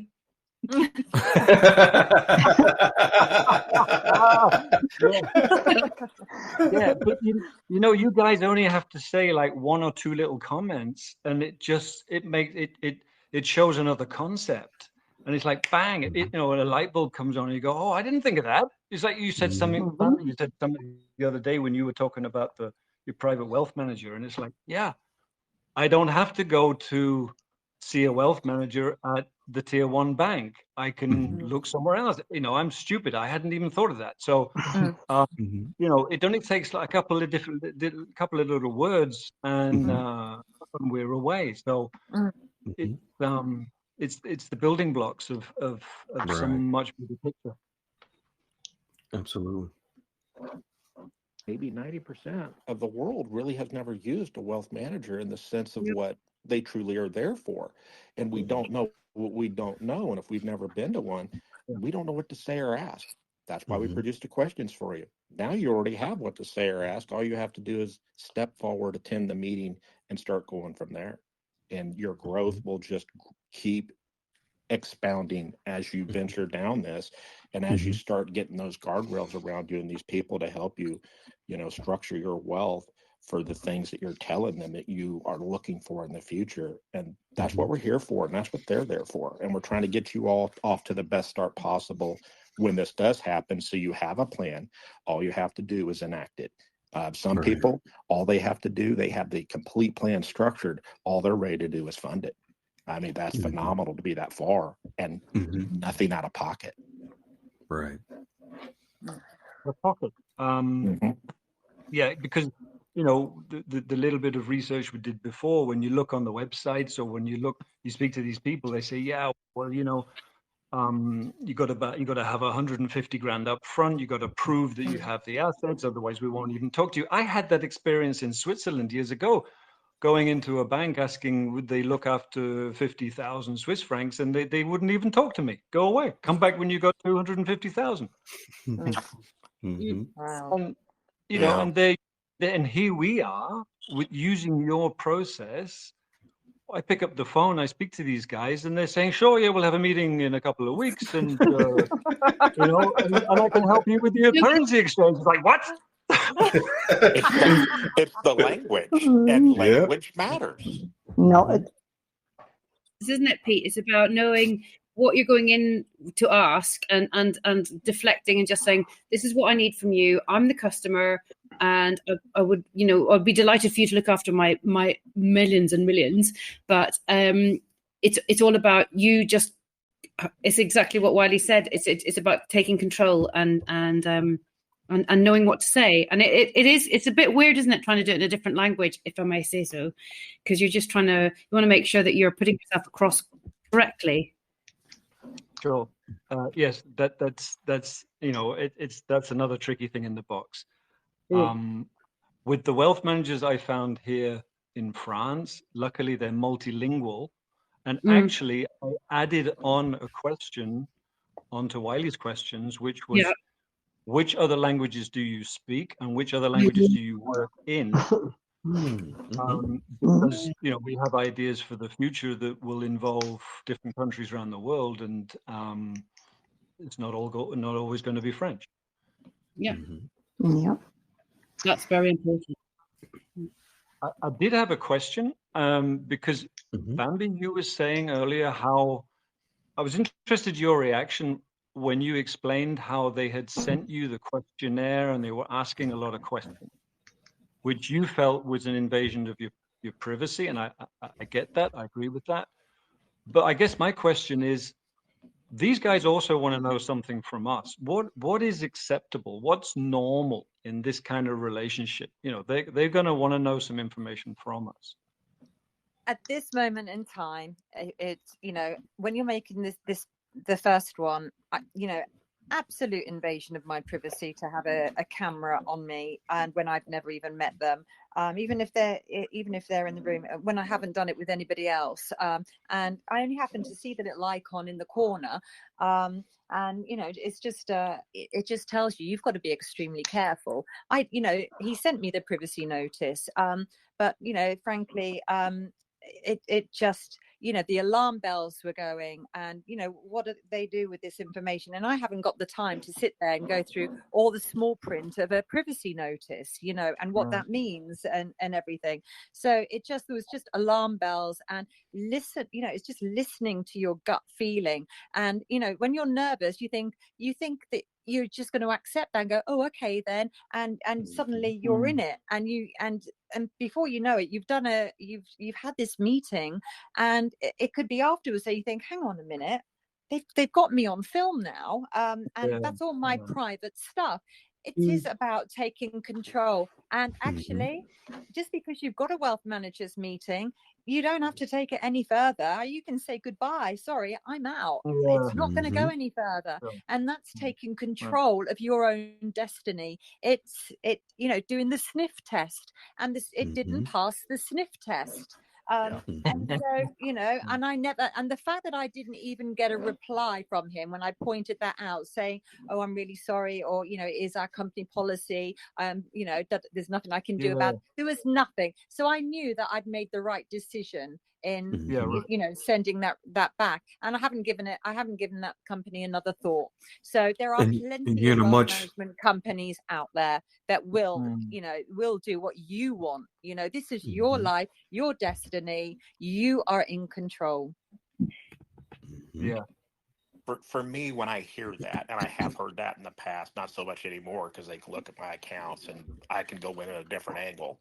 But when they start asking about money first, I've thrown it back at them. I said, listen, I don't think you're listening to me. I think you're calculating percentages and commissions in your head. And if you're busy thinking that, you're not listening to what I'm saying. And I think we got a good disconnect here. And I says, thank you, but no thank you. I shook his hand and I left. Just because I wasn't being served. And when you aren't being served, it's time to go. So know that there will be a time that you will have to disclose, but you don't go on a first date and start taking, well, how much you got in your bank account? Well, how much you have in yours? No, that's exactly what I said in the email. Yeah, that's crass. We don't go there. Yes, it's absolutely too soon. Now, we get 5-6 meetings in and we kind of got a report and stuff. Then they're going to probably start prying a little more about, hey, what are you anticipating? And then you're going to have to feel that out depending on your relationship. Some people have straight out said it's in emerging markets and currencies. How do you feel? They said, we can work with that. And others have said, nope, we're not going to touch it. So it's the luck of the draw. It's the bit of the gambit who you get. But it depends on your relationship, how you broach the subject. Absolutely. Yeah. But Wiley, right off the bat, too soon. Wiley, you just said something I find really interesting. You said that some of them might say, actually, we don't want to go with that. When they find out that it's currency, why would they say that? Because they're not in tune to. You got to remember, some of these people are just employees, right? And to them, it's just punching the clock. They don't look. They are not looking at the whole depth or breadth of the situation of what we are and what we know. They're not in tune to that. Now, the executives further up or the bank owners and stuff like that they know what's going on, but you may just have the wealth manager. That's all he's looking at. And all he does is focus in a certain area. And he's so narrow that's all he's doing. He's just like, hey, I do this. This is all I do. This is all I want to do. Don't bother me with you'll find those, but then you'll find others that have a greater breadth of knowledge and like to see the macro economics of what's going on and how that works and what it means to him and what that means to the clients coming forward. So it's like anybody, everybody has a different forte. You're going to run across it. Some people have been very fortuitous to say, hey, yep, we'll help you with that. Bring them in. Let's validate it. Hey, what do you want to set up? So we've seen it. We've seen it both ways. And Freedom Fighter probably remembers more of it than I do because we've had some great success stories. We've had people try it, not pan out for them, and they've had to start over. But, Okay. The number one most important thing, Pete, is just establish your relationship. First and foremost, once you're able to establish your relationships, then everything else falls into place about because obviously you may want to get to the conversation about currency. And I know, you were thinking, why would one person say it, one wealth manager versus another? Yeah. Don't even worry. Don't put your don't put your big toe in the water with that. that's our favorite gift with you. So just build your relationship. You started it, Freedom, because you I know. Step on my toes, man. If I said the wrong thing to Madame Potato,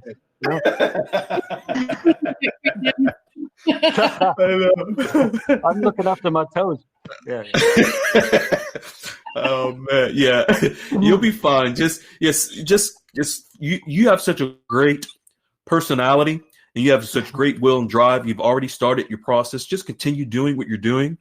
establish your relationships. You cannot fail. So even let's say, for example, if you even slip, like Mrs. Potato Head, at first, and she mentioned currency, then she rebounded. You may do that. That's okay. You cannot fail, because no matter what happens, if you go into with a wealth manager and you feel like you're comfortable with mentioning currency, whatever it may be, and they look at you like you have 4 heads. So what? Yeah. You come back.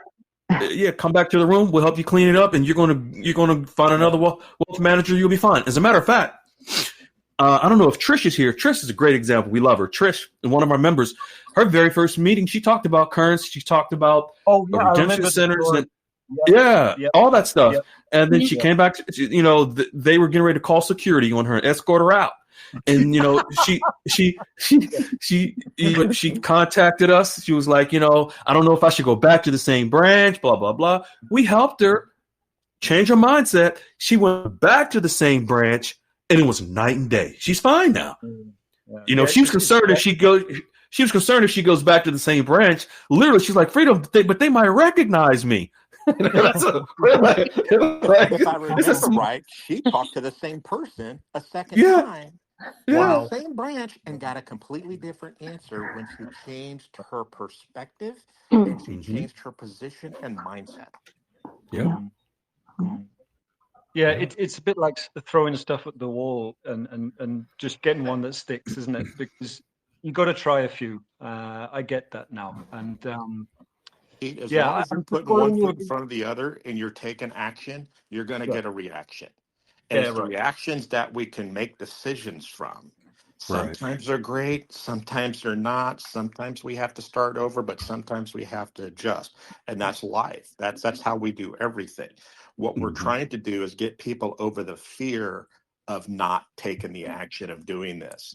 Because we want to ensure everybody has a relationship, because now it's not like, hey, can I call down there and get an appointment? No, these guys are saying, when this happens, just come see me. Don't make a call. Don't do whatever. Just come in. I'll handle it. You guys are bringing such a gift, honestly, because without this knowledge, most of us here have got zero comprehension of the financial world. Without what you guys are sharing, none of us would know how to start. Would fail. Here. But it's beautiful, because now just think about that. You all are now setting yourselves up to be in a situation where you have your own relationships with actual bankers, whereas the 99% of people in dinar land are being told by some stranger on the internet called a guru that they have their relationships with the high-level sources and the bankers, but they don't. You, the people, are now establishing your own real relationships. You have high-level sources. Bamby has high-level sources now at the bank. Well, here's the crux. Here's the crux and the hubris. Some gurus have come here, taken our policy, and went and got themselves straightened out, but aren't helping their members. That's true. Yes. But what we're trying to do is we're trying to eliminate ourselves. We're trying to give you these people, get your relationship, and you don't need anybody else. You don't even need to come back to Freedom Fighter or Wiley. You now have a new team. You can never come. You can choose to never come back to the room, to never come and listen to another thing in our community, because you don't need it. You have a team, and you have people that know, and they're going to be sitting there waiting for you with your strategy ready to go and put in action. That is our goal, is to get everybody that wants it to that point. So all they got to do is execute. Right. And just think about it, folks.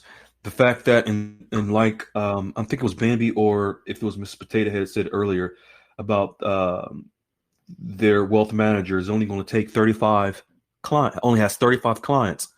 That was Bamby. And so we have so many members that they're establishing their relationships with their wealth managers. Their wealth managers are only going to take 35 clients, 40, 50. But you all are doing that now. You're being proactive, establishing those relationships. So when the time comes for the RV to happen, you're not going to be behind the 8 ball. You're not going to be, knocking on the door of a wealth manager saying, hey, can you take me as a client? And they're going to be like, I already got my 35. You know, I already got my 40. You know, you can have the intern wealth manager that just graduated from college. You know, so Yeah. or you want someone like yourselves who are being proactive. You're getting relationships with wealth managers who are seasoned. You know, who know what.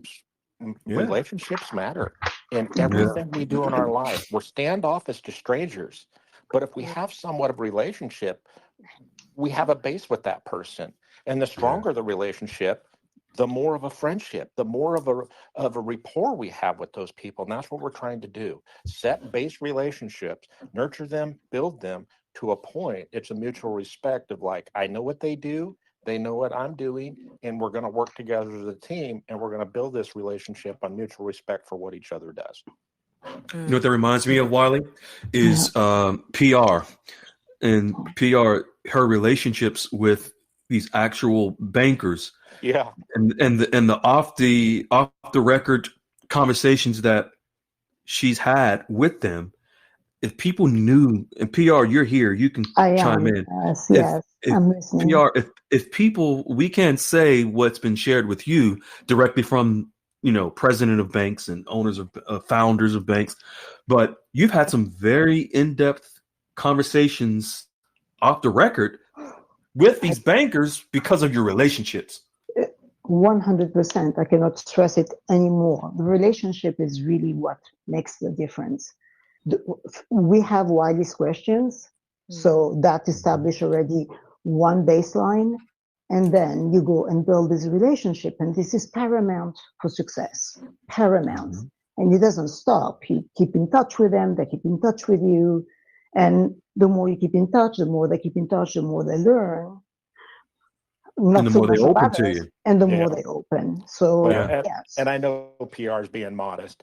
Folks, she is so tight with these people, they're on speed dial on her phone. That's the relationship you cannot put a price on. It's true. She PR even had to put off the president of a bank for twice or three times, I think. I don't have time for you today. I'm busy doing this. What's the country club? No, I don't have time for you. No, but we really have to stress that the relationships are really important, and we cannot be intimidated. Once they have all these questions, is really the first steps, and then when you step into these banks, they can feel your comfort level. How they know that they have to be ready to answer these questions, and one thing leads to another.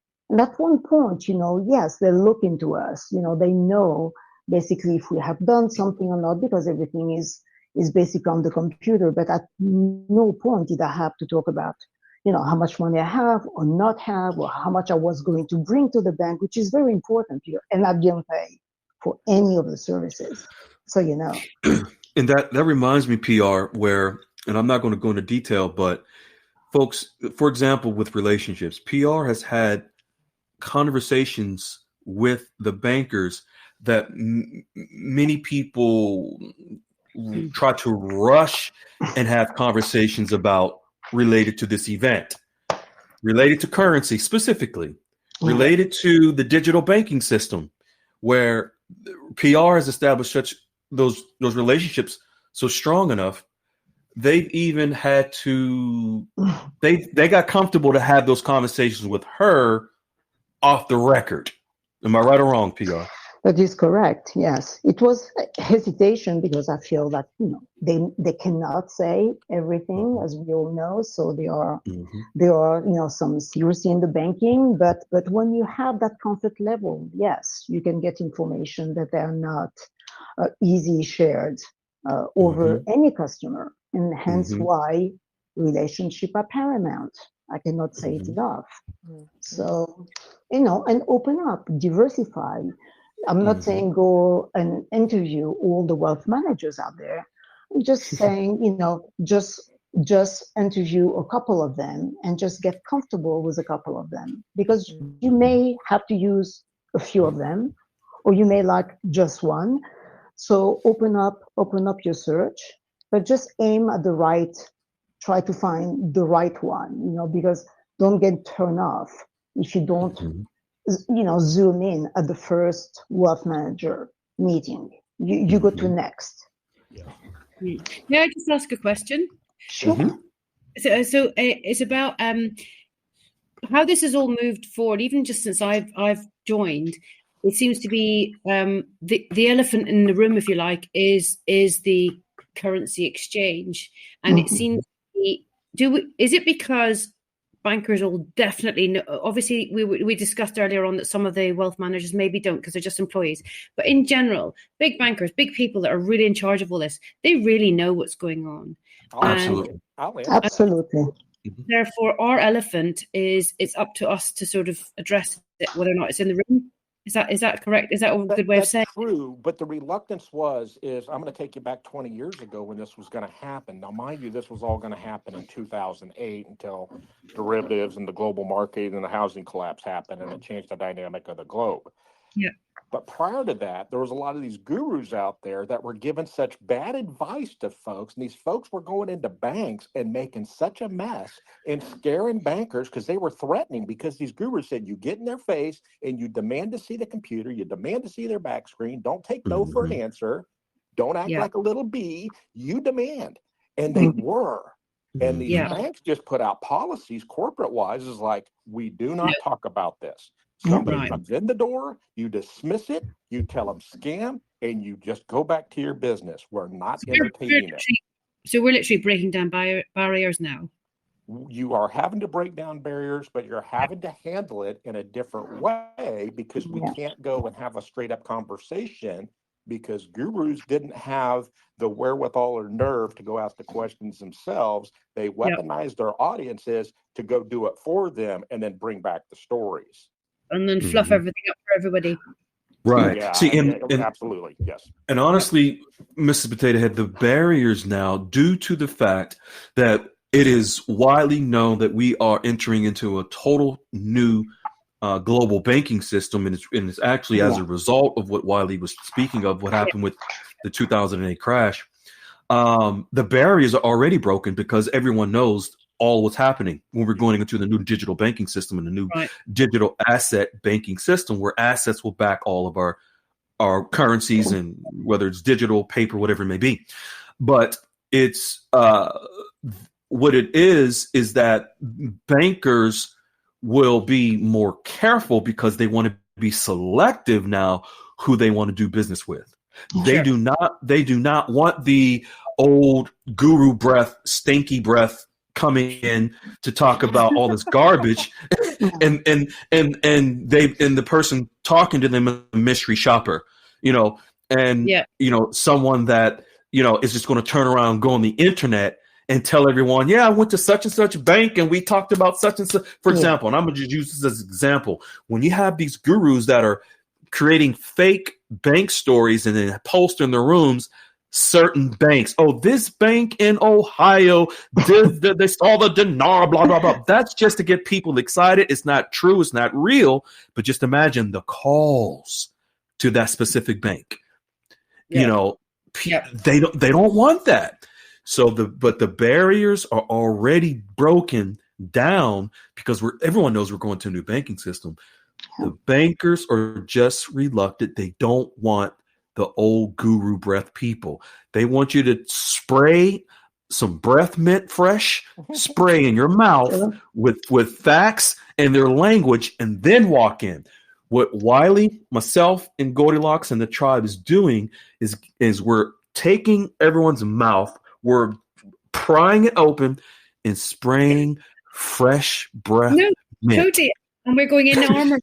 And we're going armored with knowledge and generously on knowledge, understanding.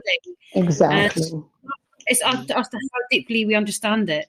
And look at Bamby. I mean, she's just like, going in and just, like, I don't know what the word is, like with a big sheath. She's just gone right. That's it. And then there that gives you the discernment to make the decision. There you go. Because you're armed with. And I equate this to Bamby went in very surgically, like a specialist, a doctor that very surgically went in and knew what she needed to do. And she very strategically threaded the needle to where she wanted to go. And it took a little work to do that. We here in the States don't quite have that hurdle, so it's been easier. So, in that, it's you got a tougher bar to go. But yeah, like Freedom said, they are well aware of what's going on. But just as much as you want the best and brightest, they want to work with the best and brightest. And when you come to them knowledgeable, you come to them with those questions, you're like, oh, they've done some study and they've done some research. Yes, I know. Yeah. So you kind of pussyfooting around the actual article, but actually whenever you get the relationship strong enough, you can go, right, listen, this is what we're talking about. Isn't it? Depends on your relationship. Yeah. Said no. Relationship at the point we go, right, listen, we're all being really polite and we're not addressing the elephant in the room. They said, adios, we're not doing that. And the banker goes, hey, yeah, we are doing that. Yeah. The elephant in the room is your relationship. Yeah. Yes. It's not currency. It's your relationship. Because, for example, PR is a perfect example. When I say she has relationships, I'm not saying it to be funny, but she has relationship with actual owners, founders of banks, president of other banks, and they didn't have those. They didn't have those conversations immediately, but because of her relationships, they eventually had those exact conversations regarding currency off the record on some, on the record with others. PR, you're the best. You're here. You can address that. Yes. And I think I told Mrs. Potato Head that I never brought the currencies to the conversations. Never, right? Remember, Mrs. Potato Head, I told you not to bring that. You have to build first your relationship and let the conversation go. Let them speak. And when they ask questions, deflect back. Even there is a silence, let the silence be. You play them as, because they are testing us as we are testing them. So it's a little chess game going on in there, but you go in educated. And then once you have that relationship built in, then everything, flows from there. Absolutely. That's what I have experienced. And I've been in it for about 18 months as well, so not for 20 years. So I've been lucky and have been spared not having maybe 2 years about that. So yes, but it's amazing to see. And now that we're seeing everything that is happening with the new banking system, everything is connected, and you connect the dots and you say, wow. So but also, Mr. Potato Head, more and more as we are seeing the system, the new banking system, going into effect, we're seeing regulations coming. More and more wealth managers are becoming more open a little sooner. We're noticing to have those discussions. We are seeing that, especially the feedback from many members. Even a member that posted into the room the other day, the wealth manager brought it up, currency up in the first conversation. So, so it really is about establishing that relationship. So that's the key, more important than anything. Wiley, you're so correct. The elephant is the relationship. You're so correct. I need to read. Thank you. And mind you, there's various different relationships. The bank, tier one bank wealth manager is going to have a very different relationship with you than a true just big box wealth management firm where you get a concierge and you have one person and they go to their team and they do it all for you and it's all under one umbrella. So there's and they can do a lot more because they're not under the same banking regulatory issues that the bank is confined and constrained by. These big box offer a plethora of different things. I believe it was Lunette Graham that her person said they had 2,800 plus different avenues that they could offer her. And I mean, that's huge because now how do you sit down with that and say, what do I want to be in? You don't know. And that's why you need a concierge or a consultant, somebody there to hold your hand. So just know there's a difference between the two. Yes. Right. Yeah, that's a good point you mentioned, Wiley, because it's like with Ty, where he's at a private wealth management firm, and the wealth manager is also invested in the currency and offered to represent Ty as his fiduciary to negotiate rates with the tier one bank. And now I'm aware there's two people that have that because I think Lady Unique or somebody else has that same offer. That Lady Unique also, and there's someone else. But yes, you're right, Lady Unique, and I'm thinking of someone. But yes, And that's off the only top of my way head. that there's a true contract rate, because these people go forward and act as your representative to negotiate the rate on your behalf because they have the licenses to do so. That's right. Yeah. Yeah. Looks like we have one more. Oh, I thought one more question. The person just disappeared. There was Jedi Law. Okay, I'm sorry. Go ahead, guys. We got a few more minutes, and then we want to take this too far, so we're going to get close to 4 o'clock. Great call today. I mean, Bambi, I've been watching the little things you put in the room. I love watching you grow in this. I mean, Jedi mindset, man. You are focused and helping Miss Spud out. Phenomenal PR. Yeah. I love you, girl. Everything you do to help the people in this room and overseas and abroad, you keep killing. Of course, you amaze me every day. When I reached out to you, said, "Hey, I want to do some business in France." Do some language work here. Like, absolutely. I wouldn't have done it. And Wiley, did you say you want to do business in France? Yes. Oh, well, here I am. Oh, you thought I was kidding about bangers and mash and fish and chips. He's not kidding, Mr. Potato Head. He's not kidding. We're coming to see you in France. I think we should have Bambi's wedding in France. We should have Bambi's wedding in France. Yeah, we would not be able to do that without Freedom and Wiley. Honestly, I think that baseline is what they put out there, including Goldilocks. Let's not forget that.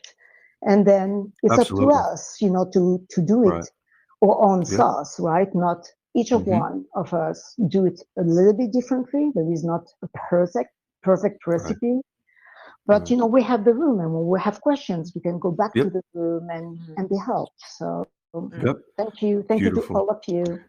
You're welcome, and thank all of you. Thank you, Mrs. Potato Head, Bambi, PR, Wiley, Pete, everyone. Thank you all, the tribe.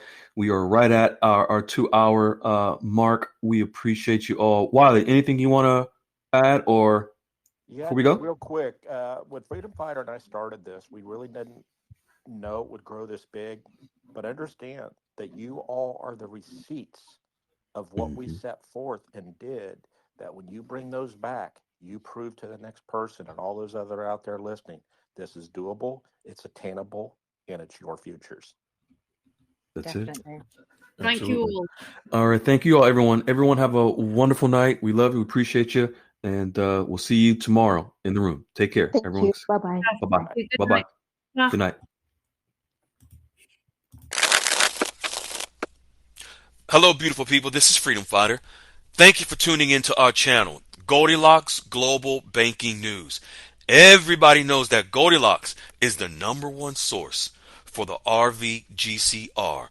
People from around the world tune in to see what Goldilocks is sharing on the RVGCR.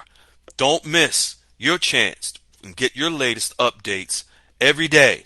So like, share, and subscribe to this channel to get your daily podcast from the Goldilocks articles on the RVGCR. Brought to you by Freedom Fighter.